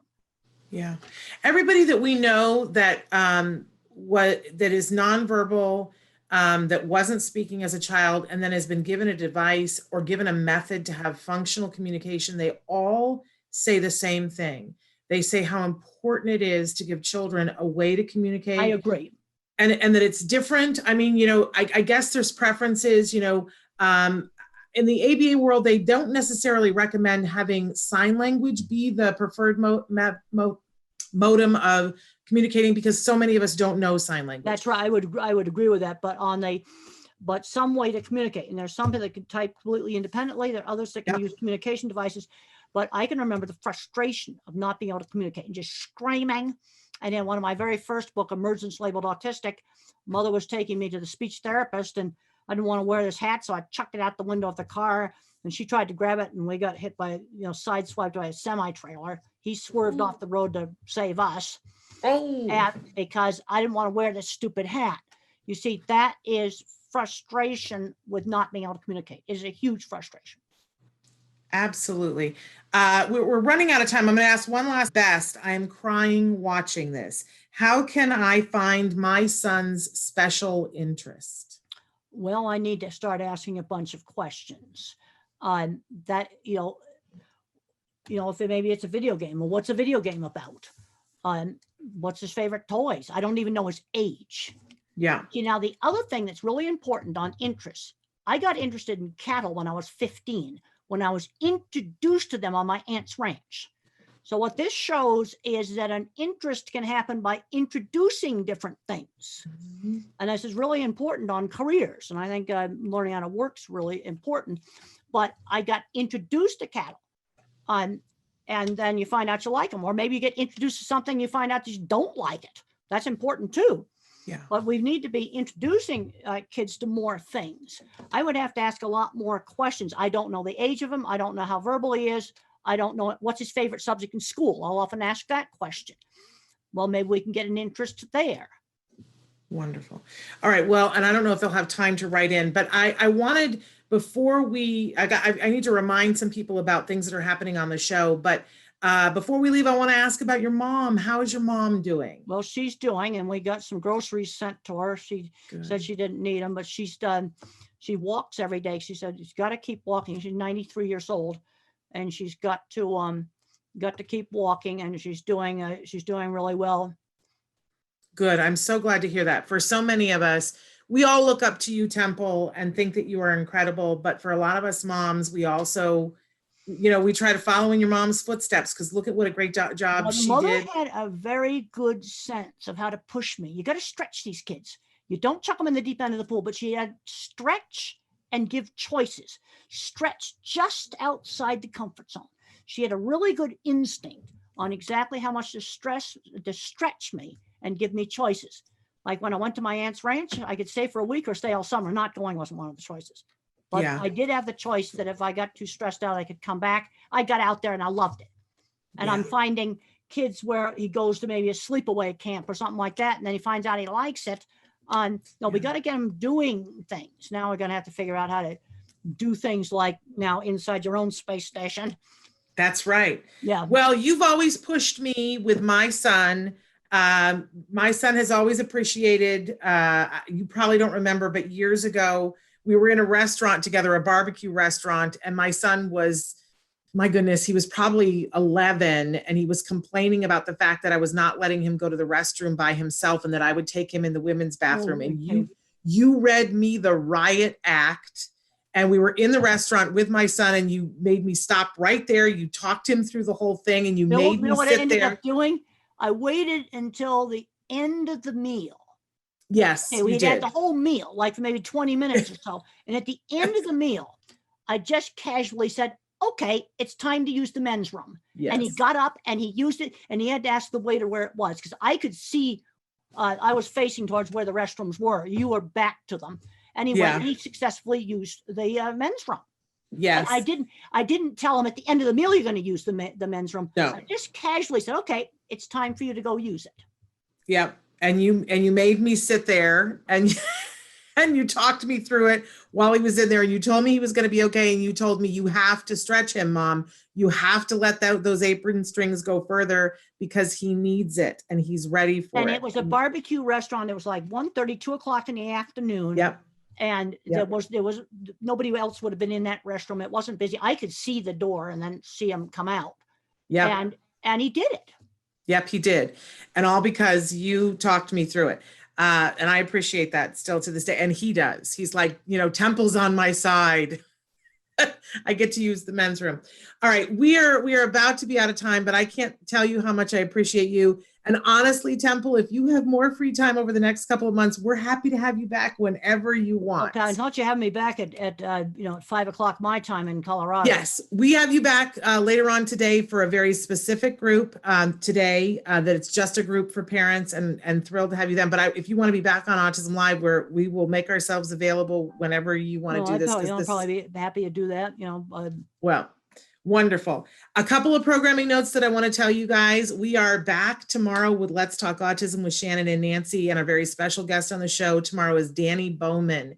She is, and actually you have met her, Temple. She's a remarkable young woman in her 20s on the autism spectrum, brilliant artist, has her own animation studio, and she teaches animation to individuals on the spectrum. And she's offering a very special online class right now that's free. Well, she's going to tell us about that. So wonderful. And then we've got great programming for you next week. I want to let you guys know that a week from tomorrow, we're going to have Julie Matthews from Nourishing Hope. There's another person that Temple, that you've done things with Julie Matthews before. And she is getting ready to do a big summit that's online towards the end of this month that I think you're all going to want to know about, because it's about the food that we eat and how it affects us and how it affects our kiddos, and what foods we can do to keep what things we can do to keep our food supply, even in this emergency, as clean as possible so that our kids have healthy guts,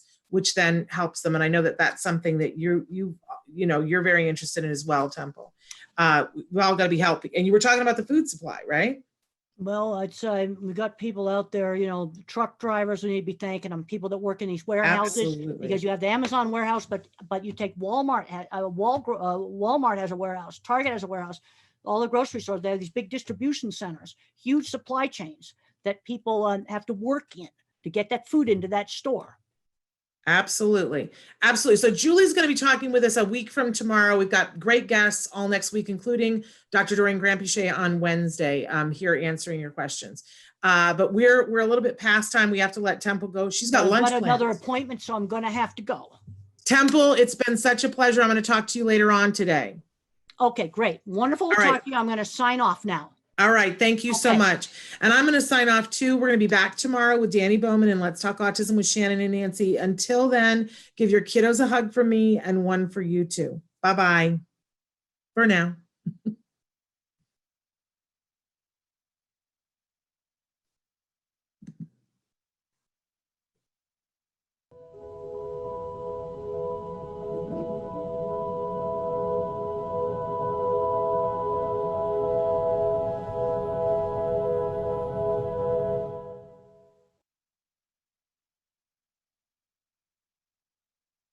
Craven. Sounds like someone washing the dishes. Craven. Sounds like someone washing the dishes. Craven. Sounds like someone washing the dishes. Craven.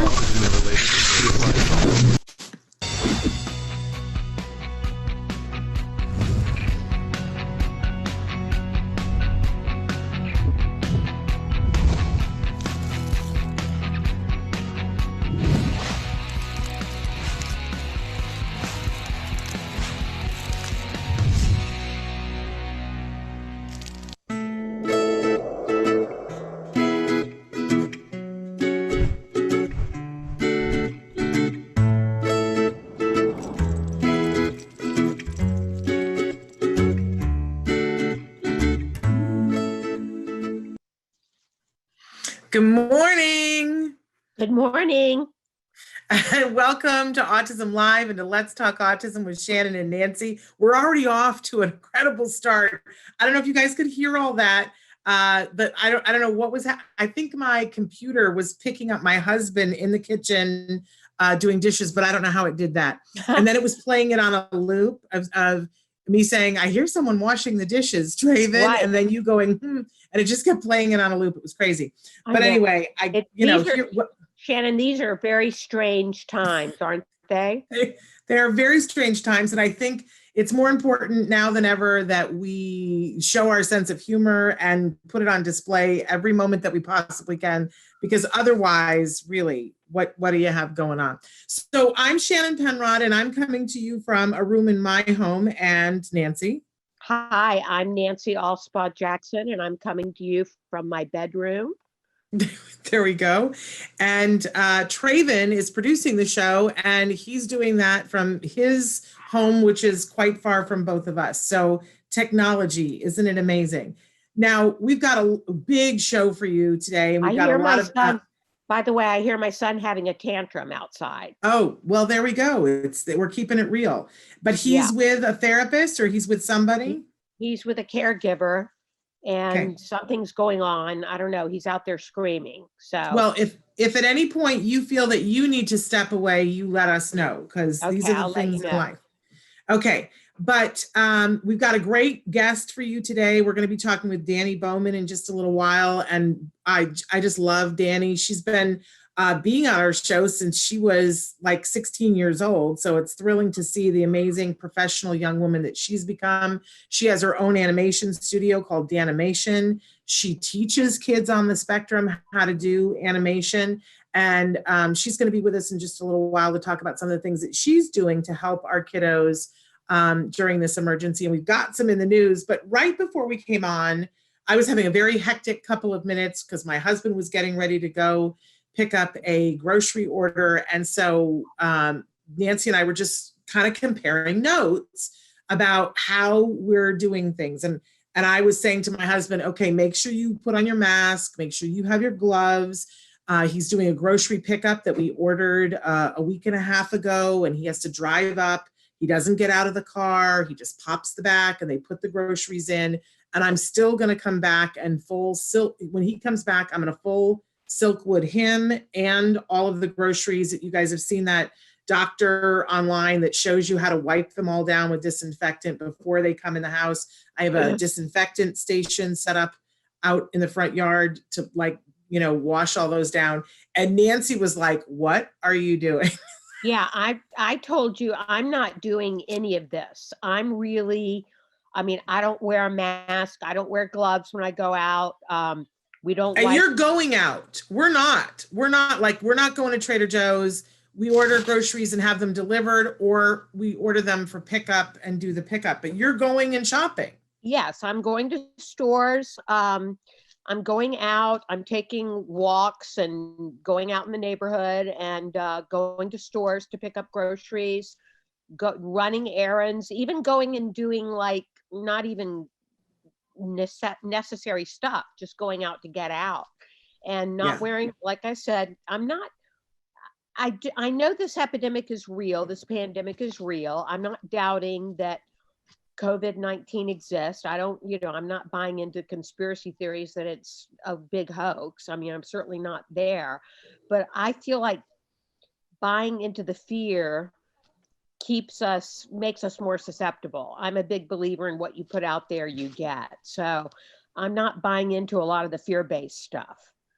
See, and I think we're wired differently, but I was prepared to wear a mask. We've been home in self-quarantine for 3 weeks now, for 3 entire weeks, where we have not gone out except for my husband's gone out. This will be the second grocery pickup. And the truth is, I wanted to go in self-quarantine a week before. I wanted to start wearing a mask a week before. But social things, pressures were like, well, what are you freaking out about? I just want to take precautions. That's where I feel better. It's funny. We had Dr. Temple Grandin on yesterday, and a lot of people were asking her, what can we tell our kiddos that are on the spectrum about COVID, who are having a lot of anxiety? I'm somebody who has anxiety, a panic disorder, and OCD. And I loved what she was saying. It's like, you have to find your way to take control of what you can take control over. I can't control everybody else, but I can control whether I'm wearing a mask. And I feel better if I have to interact with people, or if my husband has to, because he comes into the house if he has a mask. I feel better and more in control when I'm wiping down the groceries. But that's me. That is me. And for you, it sounds like you're not needing that, Nancy. No, I'm not needing that at all. And maybe I'm being foolish. I mean, I'll admit that maybe me not taking any precautions at all is being foolish, but we have friends staying with us, and we've got people coming in and out of the house. We've got therapists coming in and out of the house. Yeah. We've had visitors. I've gone over to other people's homes and not taking any precautions, like, as I said, no mask, no gloves. I just feel like my chances of getting this virus are slim. And then I feel like if I do get it, it's not going to be bad. The symptoms would be nothing more than a cough and And believe, I think everybody, one of our viewers has written in, and Johanny says, I've gotten my groceries and only wear gloves for the cart and the freezer doors. I think everybody's level of what they need to do to feel like they have a modicum of control is different. And I would never say to you, I think you're doing it wrong, Nancy, because I don't know. I don't think anybody knows. But I definitely feel like there've been a lot of friends that I've had that have said that they think that I'm going over the top, and I have no apologies for them. It makes me feel better. I feel more in control.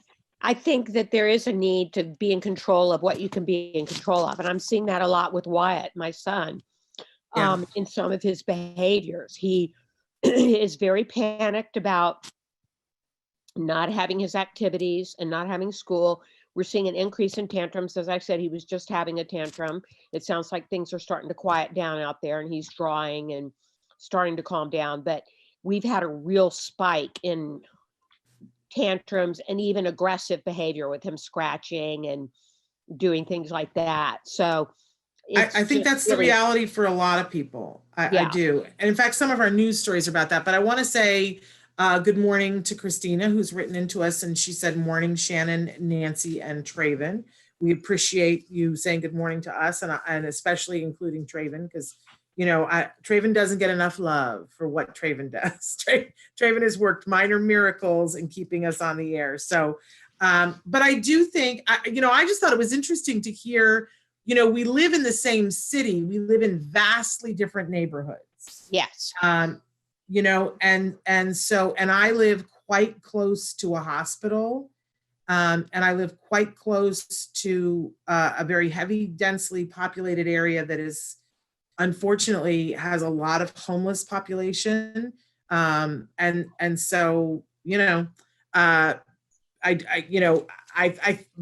it doesn't matter. On the inside, we all have different things. And for me, I definitely need a little bit more control, because I start to freak out. But should we jump to news? Yes. And I don't know, I would love to hear from you guys about, like, I loved hearing from Johanny that she says she's going to get the groceries, but she's wearing the gloves for the cart. What are all of you guys doing? What's your level of comfort? And let's go from there, because I think it's all what, people need to do what they need to do. So there were two different stories that I kind of wanted to compare notes. One was in Spectrum News, and the other one was an article in Changing America. Both seemingly about the same sort of things. The one in Spectrum News, it's the title of it is Flattening the Curve May Pose Tough Challenges for Autistic People.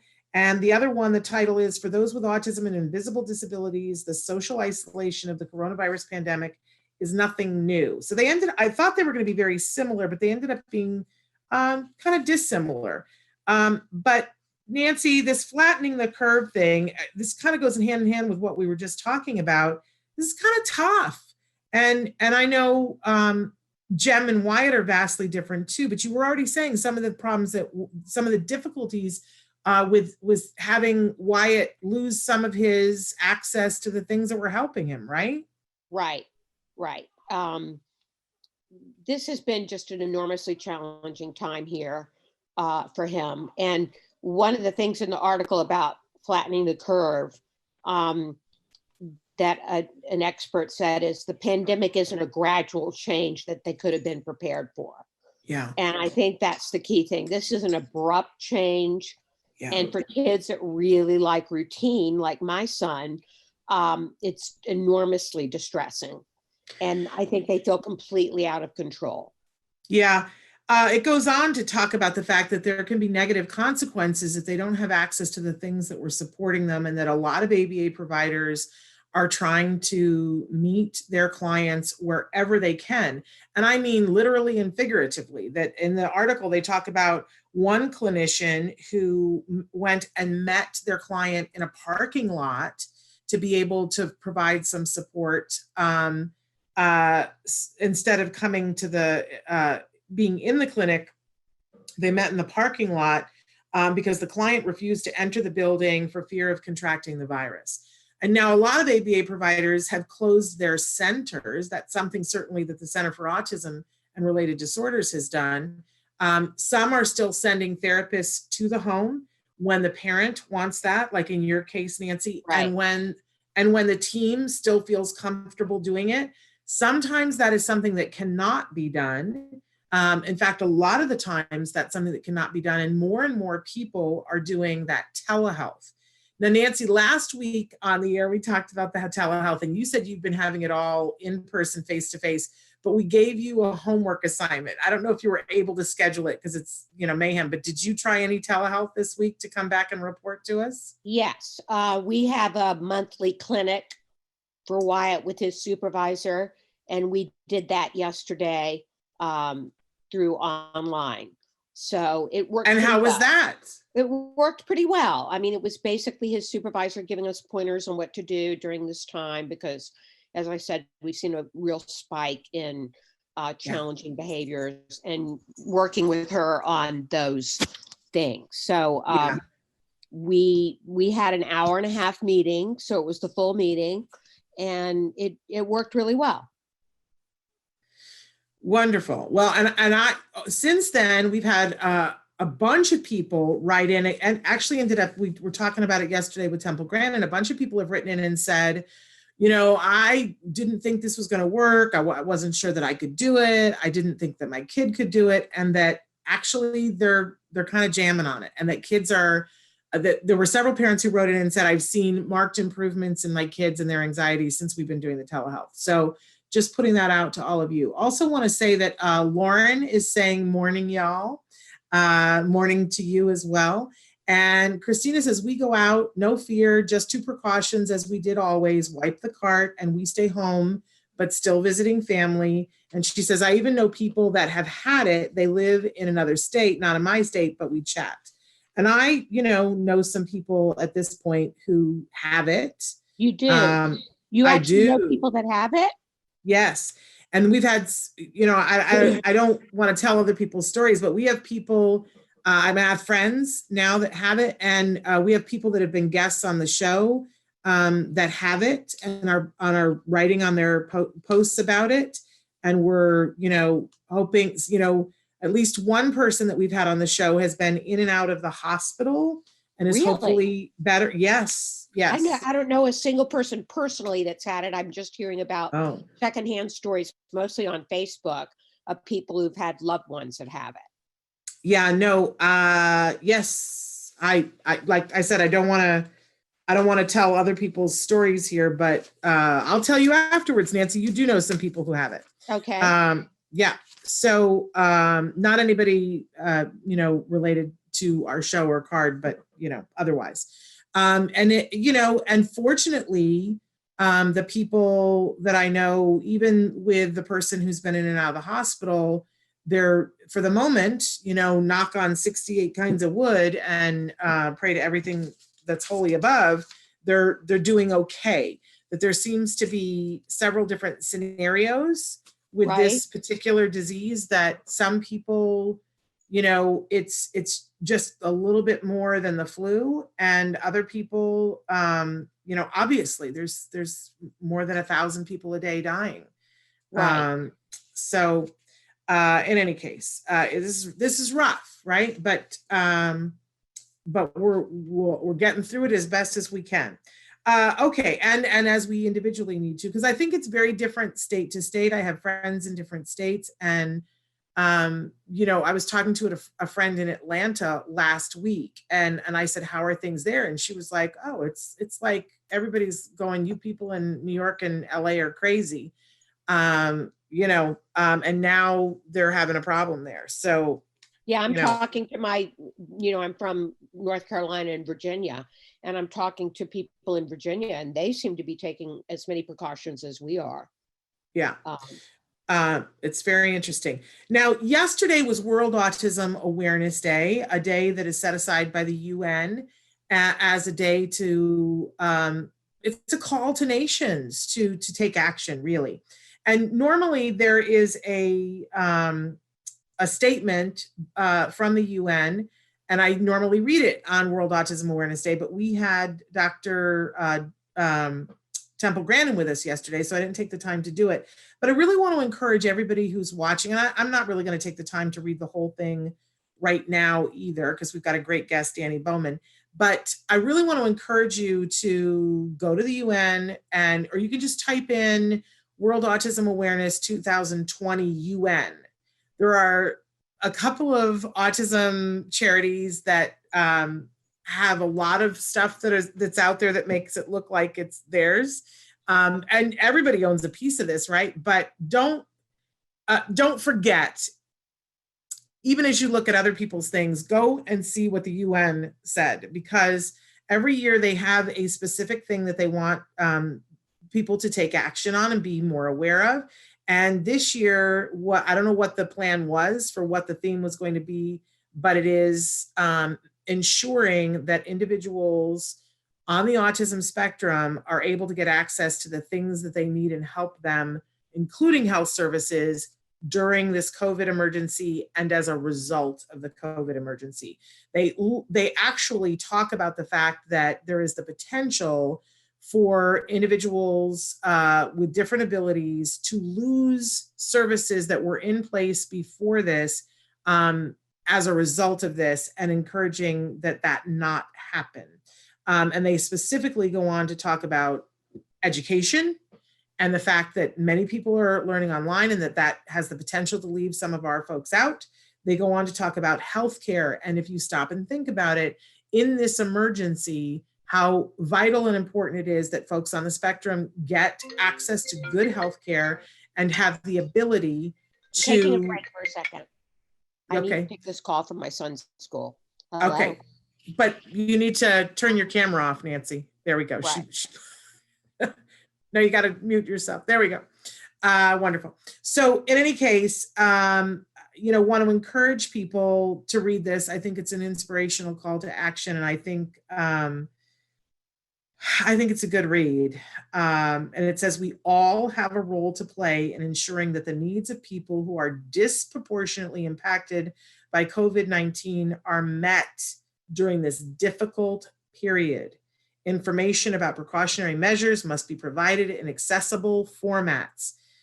You know, it's so interesting to me that whenever there is an emergency, we really show our ableist stripes, y'all. We do, and I include myself in that, right?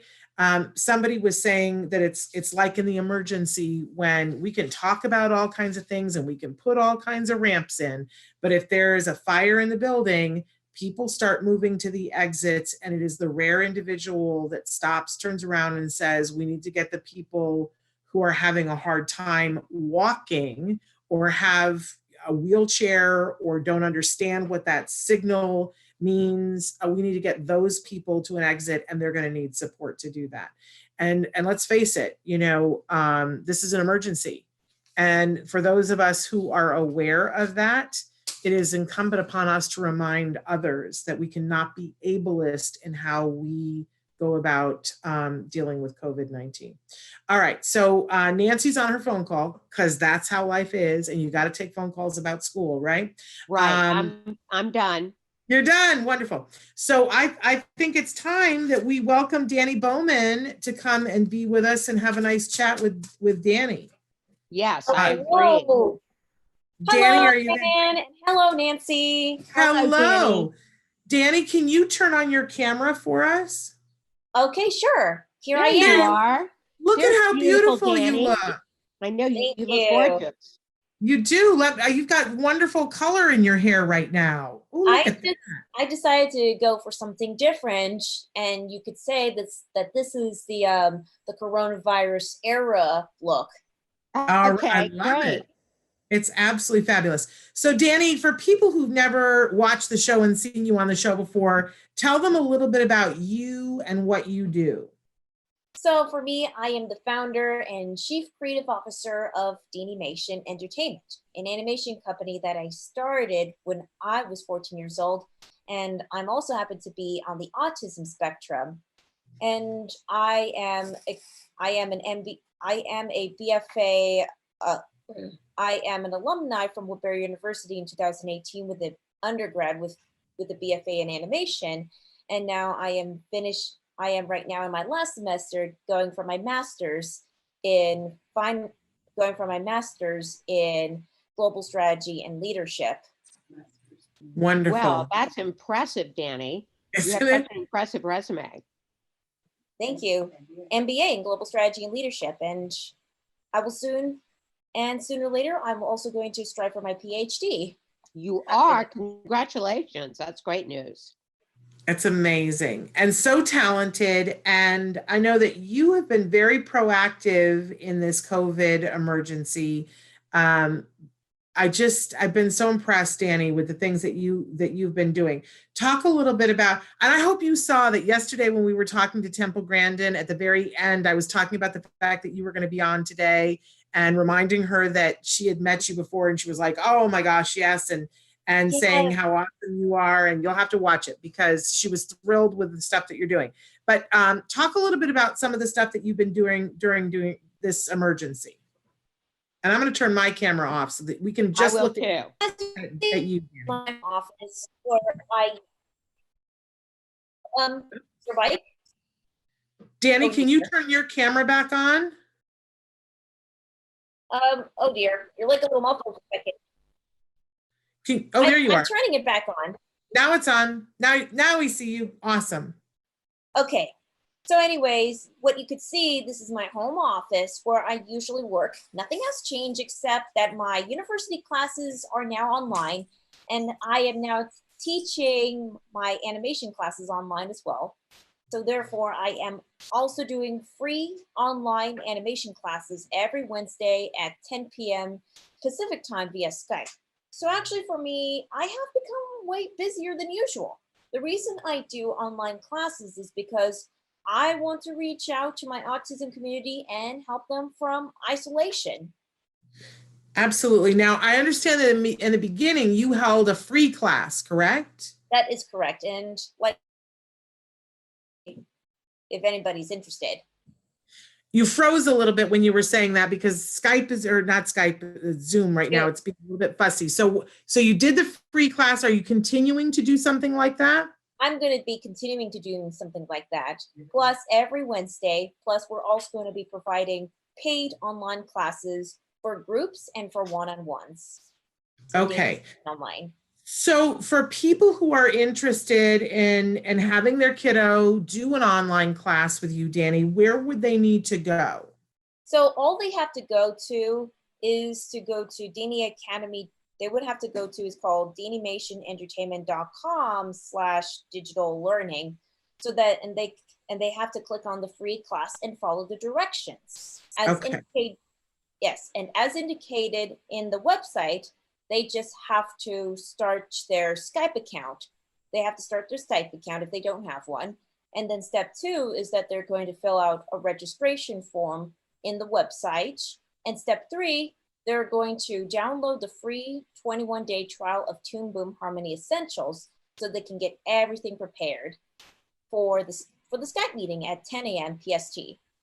And what kind of technology will they need to have when they're in the class? Do they need to have an iPad or a computer, or does it matter? All they have to do is that they would need a computer and also like a tablet plus no. I mean, just a computer and good stable internet. Okay, just a computer and good stable internet. Okay, isn't that what we all need right now? Yes. Good stable internet. Nancy, you have a question for her? Dani, you, in addition to doing animation, have written books. Can you tell us a little bit about that? The books that I have illustrated, I have illustrated and published 6 books. And the first two books were Dani and Goliath and Richie and Goliath. Yeah, and I have to tell you, those were my son's favorite books at one time. These were published. The first one, Dani and Goliath, was first published in 2010, and Richie and Goliath was published the next year, which is in 2011. These were my first 2 books. And these books were created by John Benjamin Martin, Joey Travolta, and Richard Welch. They've done all the writing, and I'm not so sure if they'll sell more of the Dani and Goliath and Richie and Goliath books. Plus, I also did some illustrations for Gretchen Larry's Really, Really Like Me, and did the illustrations for a chapter book by Elizabeth Kai McCall called Rajalika Speak. Then I also did my very own comic, which is based on the Christmas Carol, which is like a little comic, and the other book. And then you have what's the newer one though? They're asking me to start my video. The newest one that I have is the book adaptation of my 6th animated short, known as Somebody Needs You. Wonderful. But you also have been a part of the, I'm going to get it wrong, the Kookabook. That is correct. I remember that we've discussed about it in the last Autism Live, and we had Kevin Howard and Dr. Sylvia Deal on our Autism Live last time. Yes. And so there's a wonderful interview, you guys, with those wonderful experts and Dani talking about, am I saying it right? Kookabook? That's correct. Kookabook. Kookabook. Okay, which is super, super duper cute. So you're a busy young woman. And, I was saying, I think the first time we had you on the show, Dani, was when you were like 16. So it's amazing to have watched you grow up to now be somebody that's about to have your master's degree and then is going to go for a PhD. It's just absolutely amazing. But look at you. You're like, while she's being interviewed, I saw you just say hello to somebody on the chat. I'm not even capable of that, Dani. So you're also a social marketing wizard. I see that you post and you interact, and we could all take a lesson from Dani because I think you share really well. What was it that you were sharing yesterday during World Autism Awareness Day? So what I was sharing during World Autism Awareness Day is the video that I made that talks about how to survive from the COVID-19 pandemic, and how can we remain positive? How people on the autism spectrum like me can remain positive and do something and do something. So my purpose for my peers, my autism community, is to find what's your purpose in life.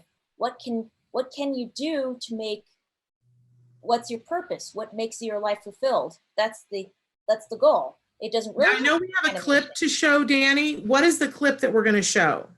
The clip that you're going to be showing is me talking about the COVID-19 pandemic. Okay. How is it affecting me? How our lives are being turned upside down when this COVID-19 pandemic was announced. Okay, let's take a look at that, Traven. Go ahead and show it.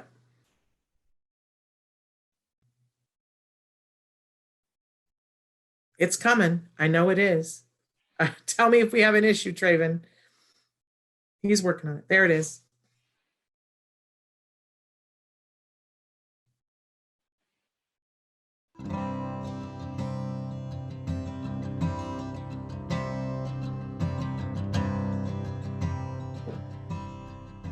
Hi, I'm Dani Bowman. I was diagnosed with autism at 3 years old. I did not speak until age 5, and the professionals told my parents my future was grim. Now, I am 25 years old. I received my Bachelor's of Fine Arts in Animation in 2018. I have always loved animation, and my family used my love of animation to reach me and help me focus on my life and career. This May, I will receive my Master's in Business Administration with a focus on global strategy and leadership because I want to learn how to manage and lead my company that I started 11 years ago with the help of my family.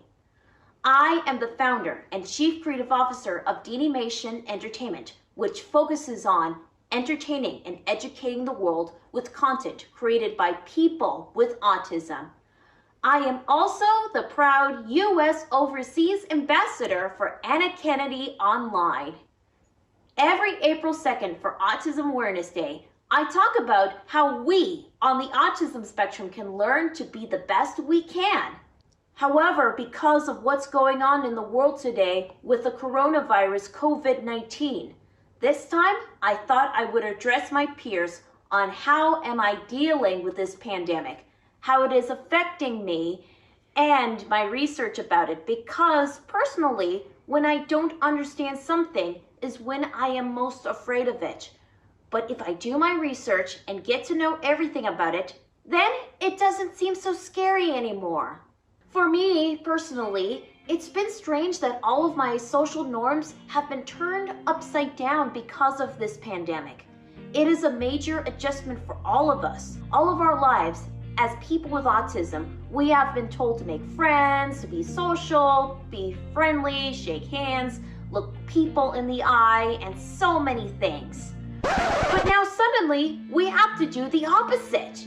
Now we are not supposed to be social in person, and if we see someone, we have to stay at least 6 feet away from each other and isolate ourselves whenever we can.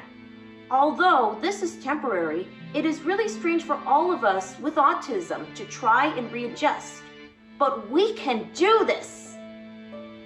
Also, all of my events are postponed or canceled. Heaven knows for how long. And I am really concerned about my family, especially my grandmother.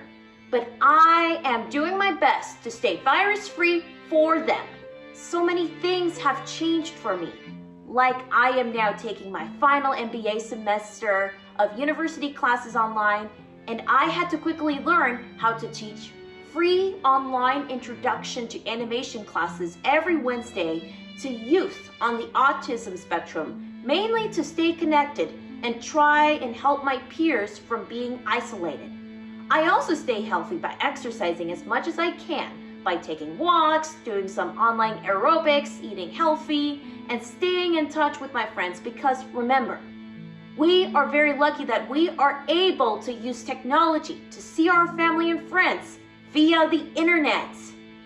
According to my research on COVID-19, I found out that we have always had viruses from the beginning of time.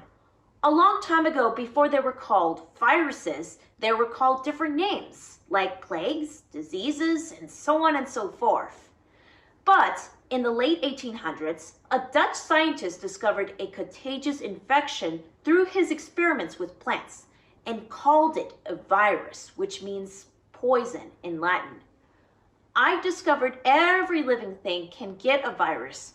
Mushrooms get viruses, trees get viruses, jellyfishes get viruses, even viruses get viruses. And so do we. And we have been getting viruses since the very beginning of time. And we have been fighting them and winning. We do learn to defeat them eventually. Reason this virus seems so scary is because it's new to us and scientists haven't figured out a way to defeat it. But they are working on it and they will figure out a way just like they always have. Remember, viruses don't have legs or wings to get us. We just have to stay away from them until scientists find the cure. And the best way right now is to stay home. But if you have to leave your house, don't touch your face, wear gloves, wear protection masks if you can, which stops you from touching your face, and put on hand sanitizer or wash your hands immediately when you get home, just in case if you happen to pick up a virus on the way. So how can you get a virus? There's many ways when you leave home, by touching a doorknob or other surfaces that an infected person touched before you, or walking by someone that may sneeze or cough and you're not 6 feet away from them. So it's best to stay home. We should not rush to get back to our routine. We have to be brave and strong. I wish this could be quick, but it may not be. There's a lot of infected people with COVID-19 right now, and even more will get sick if we don't obey the rules by not staying home. We are in the war right now with this virus, and we are soldiers against this virus. Whether you are neurotypical, autistic, young, or old, we have a responsibility to stay strong and follow the rules. But remember, this will be over soon. My advice to my peers, I know that some of us don't like change, but try to find ways to stay busy while staying home and help out as much as you can. Get creative at home because I know we all have creative minds. We can do this. If I can do it, so can you.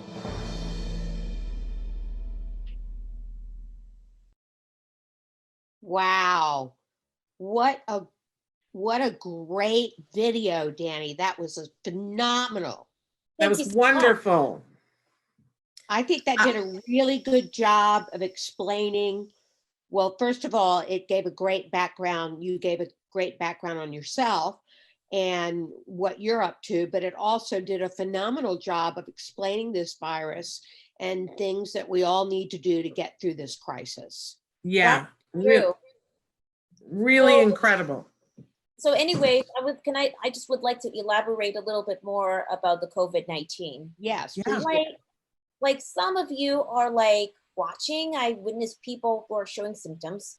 Luckily so far, there's only been mild symptoms. Nevertheless, I have to admit that I freaked out when I first heard about the COVID-19 pandemic because I knew how contagious this disease really is, but freaking out is not going to help anybody, especially me.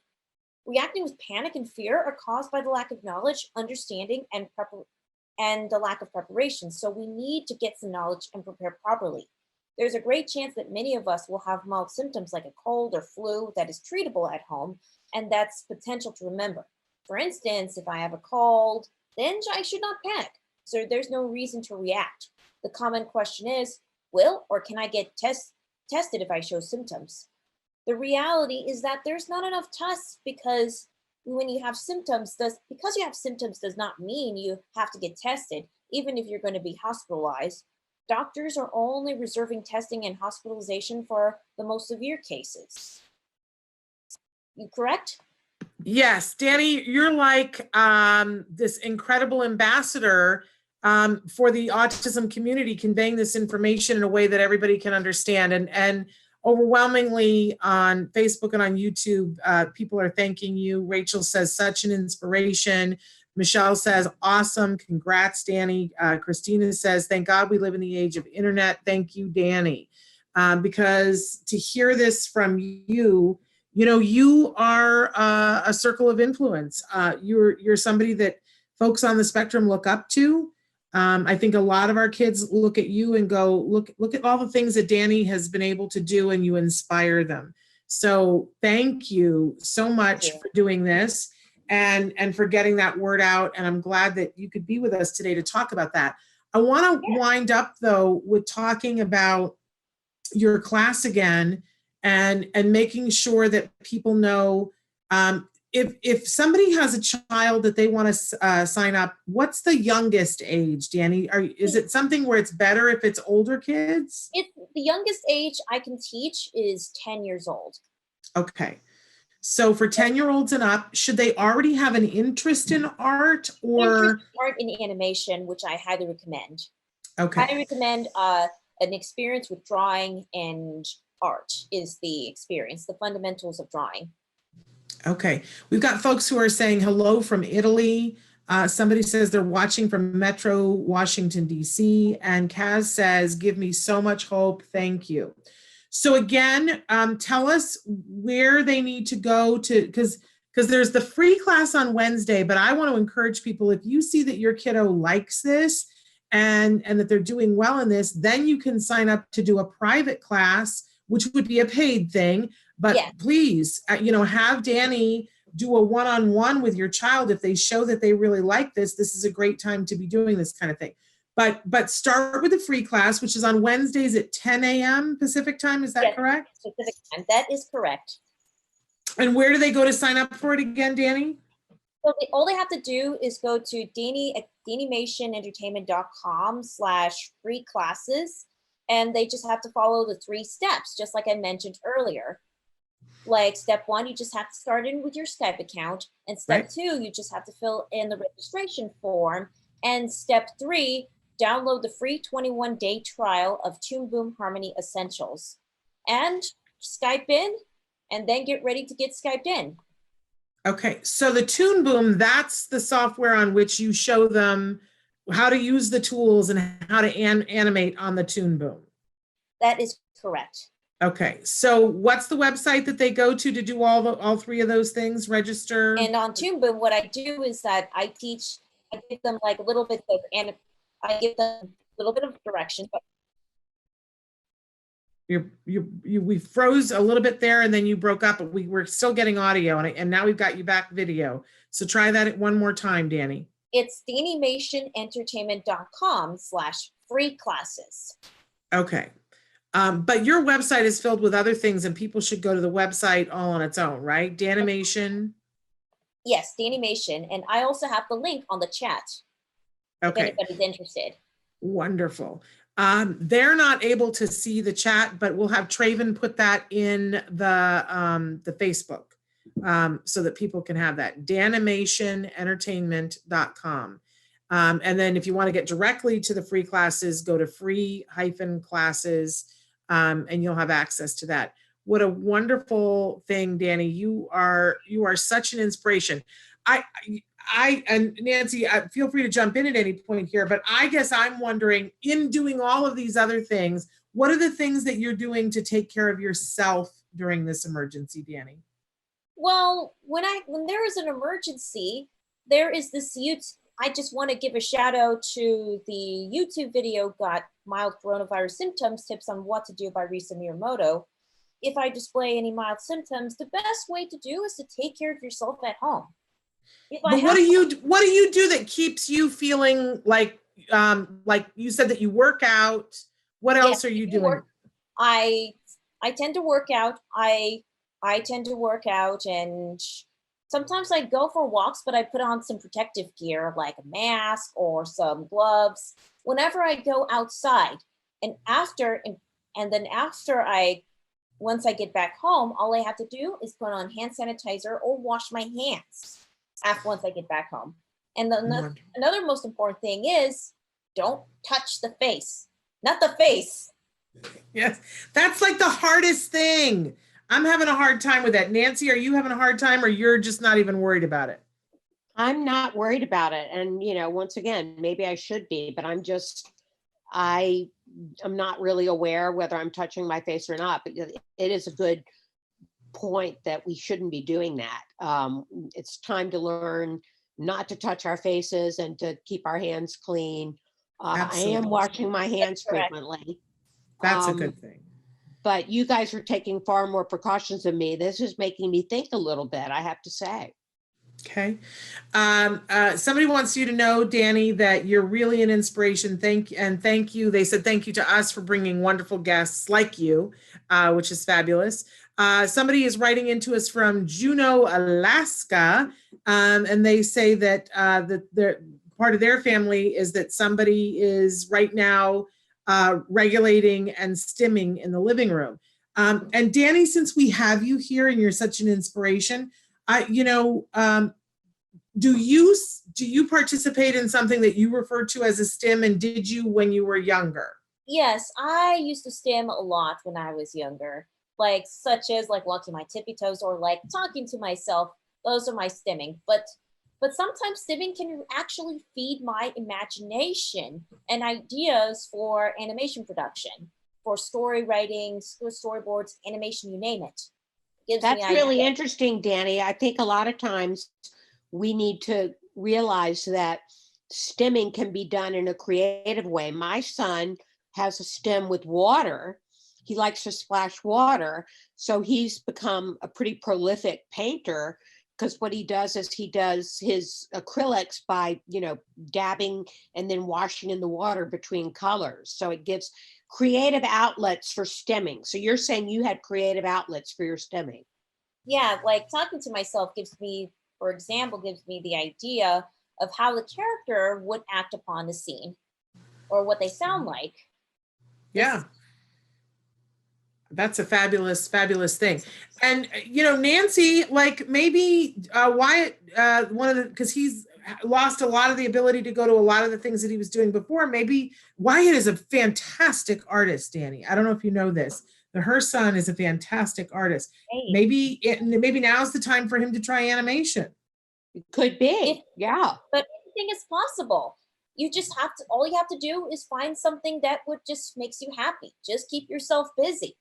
And he paints every day, Dani, like every single day. I saw the other day, Nancy was posting that he was outside painting their fence in the backyard, and it was gorgeous. Yeah, what we did was we took sidewalk chalk. He actually came up with this.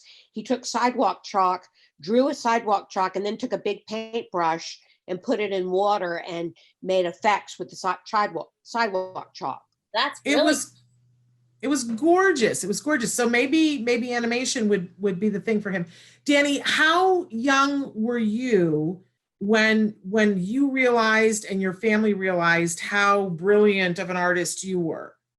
I realized how brilliant. Can you please elaborate the question again? How old were you when everybody realized that you were an artist? I was like 11 years old. I was more like 14. Wow. Five, actually. You got people. Well, you know what? The thing is that, other people in your family probably realized it at different times from when you realized it. But I loved that your family decided they saw the talent that was there and they decided to really help you and gave you the tools so that you could do all kinds of things. When was the first time that you did animation? When is the first time that I did animation? Yeah. So can you ask the question again? First time? Yeah, like when was the first, because you were drawing before, when was the first time you actually animated? The first time I animated ever since I could actually pick up a pencil. When I was little, I used to do stop motion. I used to take one picture of, I used to move my plush toys. I take one picture, then I move another one, then I take another picture, and so on and so forth. And how did you know to do that, Dani? How did you know? How did you learn? Who taught you? I don't know. When I was little, I did not realize I was doing something like stop motion. I was moving from one image to the other, and I would flip those images like a flip book, and I see it moves. I was fascinated by that. Wow. Dani, who taught you animation? How did you progress with that? I'm actually fully self-taught ever since I've done the stop motion. I look at, when I watch movies, I look at what is animation, what's going from beginning to end. I was always fascinated, ever since, self-taught over these years.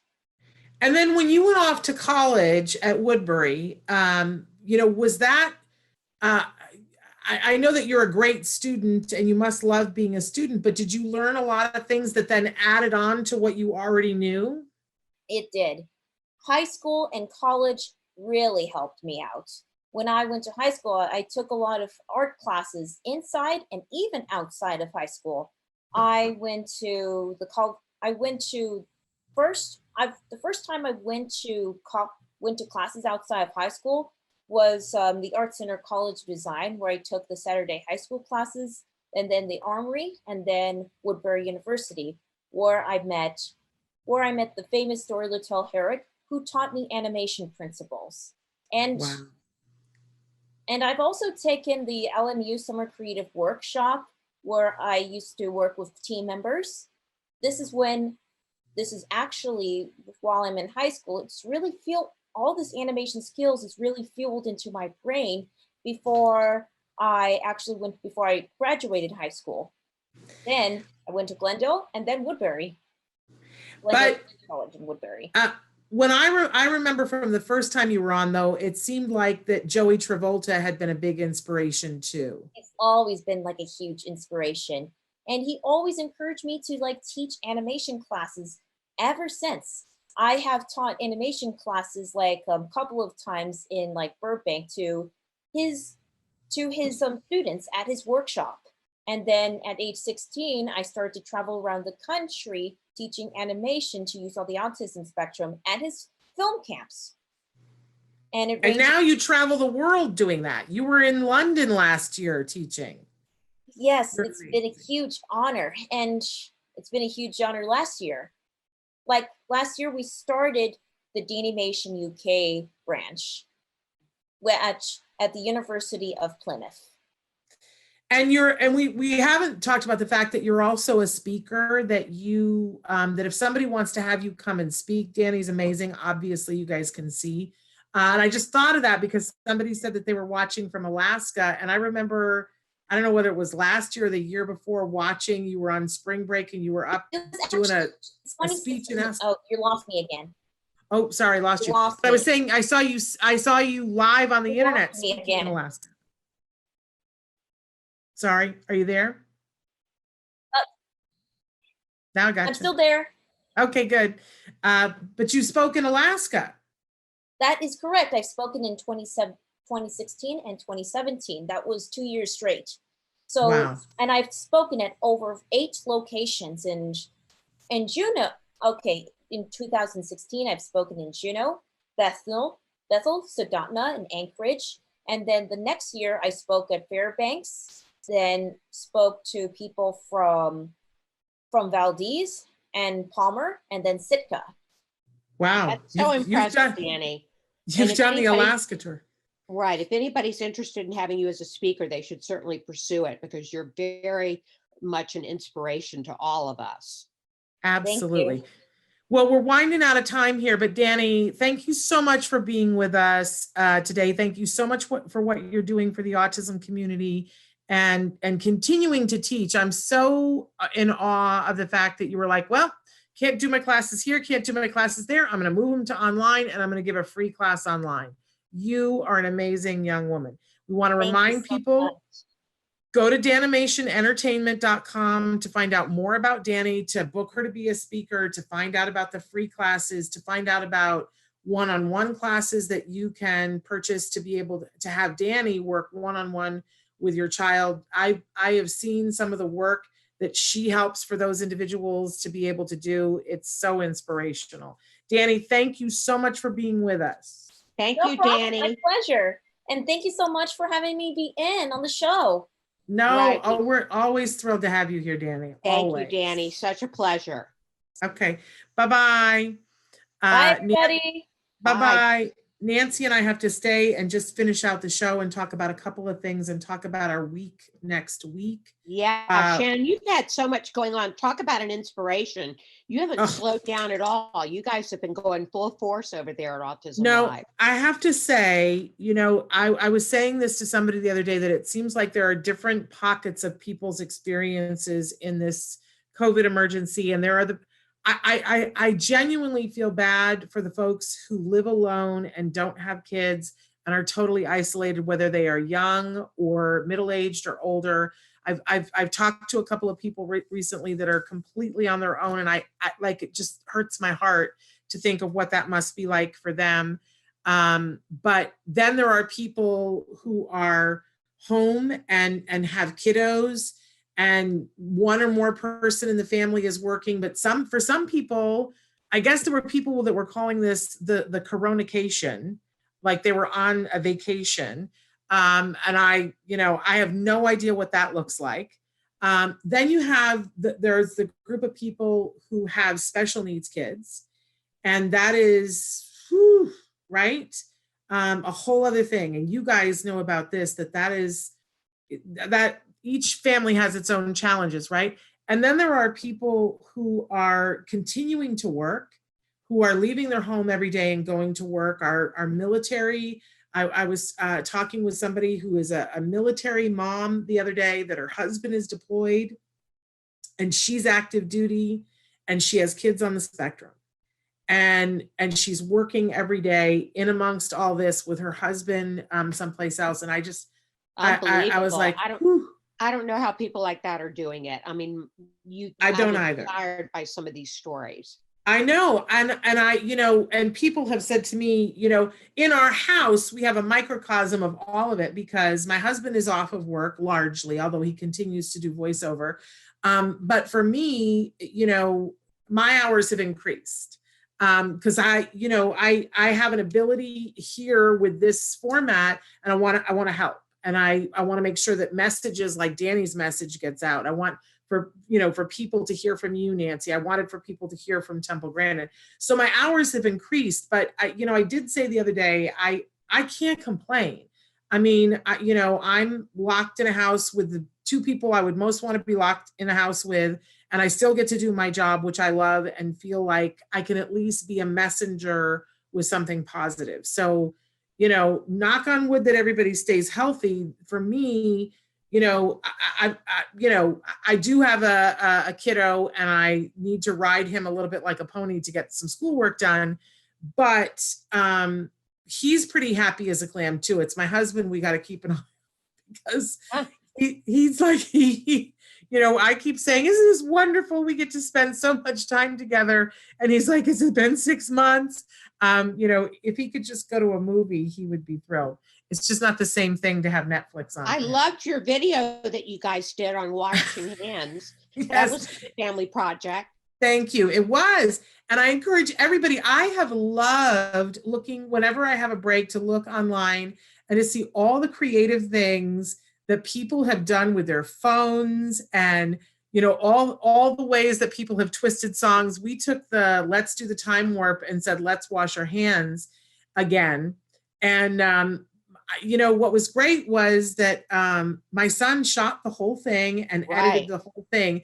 And Jim and I wrote the words together and sang the song together. Jem didn't want to have any part of performing it. He was like, no, I will be the director. I'm going to be the editor. I'm going to be the camera. I'm going to be the DP, the whole thing. And that was sort of fun. I had been pestering him because we still are taking walks around the neighborhood, Nancy. So we do get out of the house. Good. But we're walking the dog. Got to walk the dog.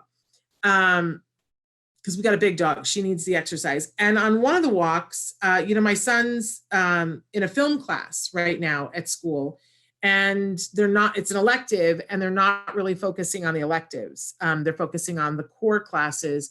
And I said to him, I said, you are locked in a house with two people who are performers, and your dad's a brilliant actor, and I've done a little bit of acting. And I was like, we should shoot a movie. We should shoot a movie. But then we started with Let's Wash Our Hands. So, but who knows what else we're going to come up with. And I encourage everybody to more. You might have your own studio at some point, like a little group of actors and Well, creative people there with Jem? I will tell you, we're not inviting anybody into our house, but we have, with a group of friends, started a play reading series. So tomorrow night, and I have nothing to do with this. This is my husband and all of his friends. Tomorrow night, they're doing a reading on Zoom of Inherit the Wind. Oh. And so that's what they have found to do to keep their creative juices. And everybody will be like this in this box, and they will read the play, which I just think is brilliant. And, you know, but everybody has to find their own thing to do. And I look at that fence that Wyatt was painting yesterday, Nancy, and I would love to see some video on that. Like once it's done, that's an art installation right there. Right. I'll make sure I record it. It's super fabulous. I just want to say we had a couple of comments here. I think her little uses his scripts behavior and uses it for functional to communicate sometimes, because Dani was talking about talking to herself and you know, we all do those things. And if they help us, there's nothing at all wrong with it. I hate it when people think that all stims are bad. Well, how can that possibly be? We all stim, and we do it to help ourselves. Stimming is only a problem when it's all somebody can do, and it prevents them from being able to do other things that are important to them or important to their safety and their education. And then we don't want to get rid of it. We just want to morph it into something that is more functional. And I think that Wyatt is actually one of the best examples of that I can think of, Nancy, that you mentioned that he likes to splash. But I have seen that he, through what you've done and what your husband did with him and what his therapist did with him, that he takes that and puts it into when he's painting, that he cleans the brushes and he paints beautiful pictures. You named him right. Wyatt is the name of a great painter.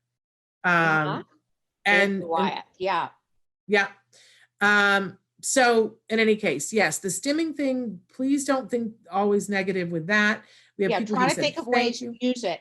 For the example, Logan Shepherd, who used his stimming to become an amazing drummer. Right? Yep. So it all works out. My son used to make a lot of noises. He engaged in stereotypy. And he doesn't do that.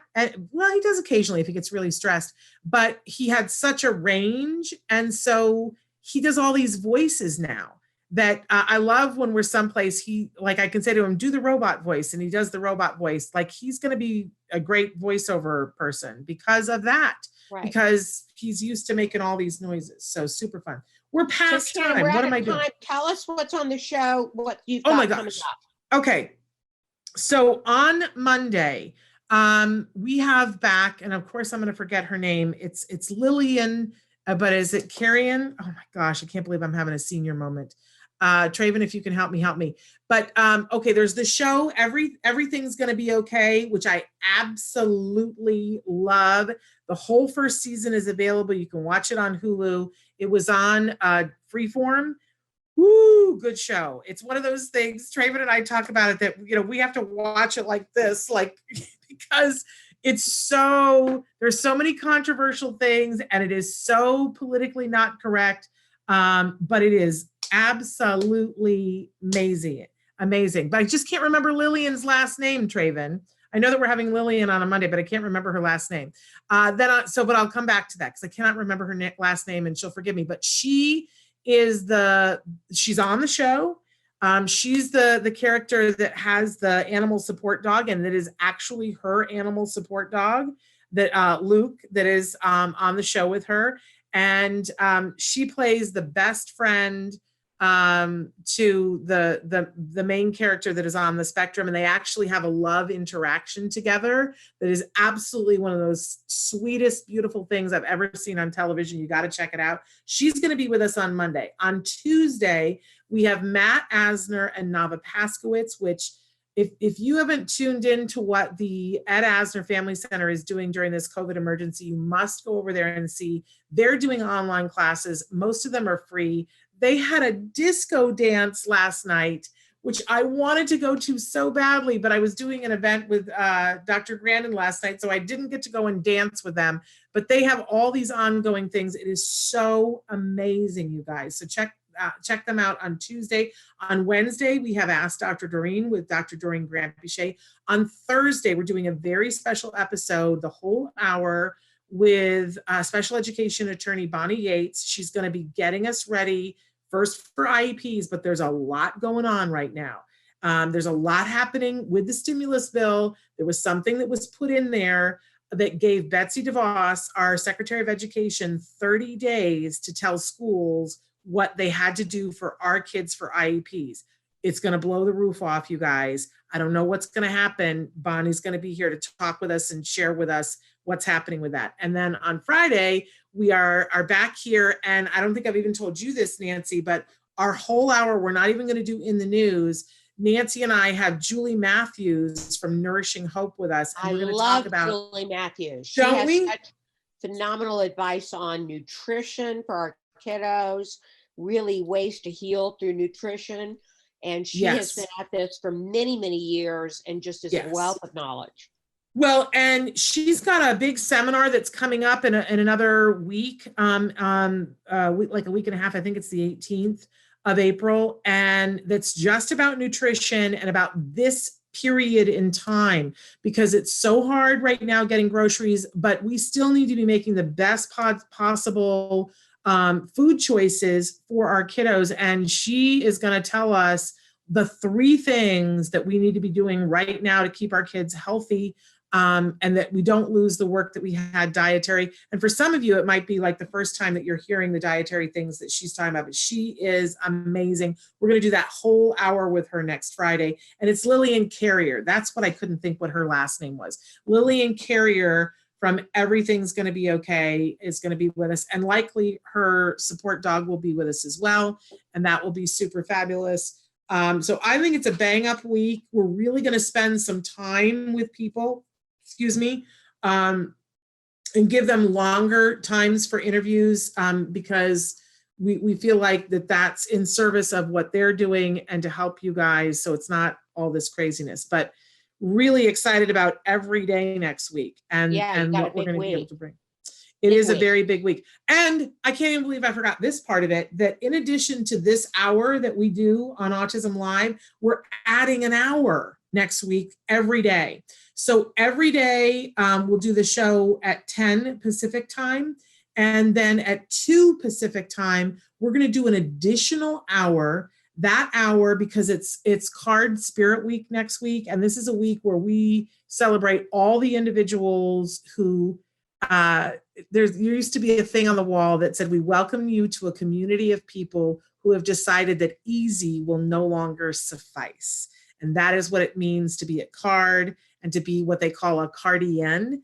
And so we're going to be doing a special hour each day next week at 2:00 with Dr. Grant-Bichet, where we are going to highlight some of the heroes at CARD, some of the people like the therapists that are going in Nancy's house. Right. They're out there fearlessly working for our kids. My hat is off to them that in this time, they're continuing their work. Yep. And there's so many terrific people at CARD that have really forged the trail in ABA therapy. And that are continuing to make a difference every single day with the families who need them, whether it's through that direct one-on-one in the home or through telehealth and creating new ways to do that telehealth. So every day next week, we're going to be celebrating them. I will give you a hint that as Card Spirit Week happens during the week, that it is Dr. Grant-Bichet's birthday. It is her birthday a week from today. So we encourage you, those of you who love Dr. Grant-Bichet, especially on Wednesday, be writing in your birthday messages to her, and I will read them all because it will make me happy. Because she really did an amazing thing in creating CARD. I know it helped our kiddo, and I know, Nancy, that they've been a huge help to you. Absolutely. So that's next week. We've gone well over now. I got to go. I got things I got to do, and I know you do too. Okay. Nancy, thanks so much for being here. Thank you, Shannon. We thank our guest, Dani Bowman, and I'm going to be back here on Monday with Lillian from Everything's Going to Be Okay. I just want to encourage you, go watch it. You might have to watch like this because you'll be like, oh, I can't believe that just happened. you will make that face. But it is hilarious and wonderful and heartwarming. Oh my gosh, I love it so much. So we'll be here with Lily, and then until then, give your kiddos a hug from me and one for you too. Bye-bye for now. Bye-bye. Bye-bye.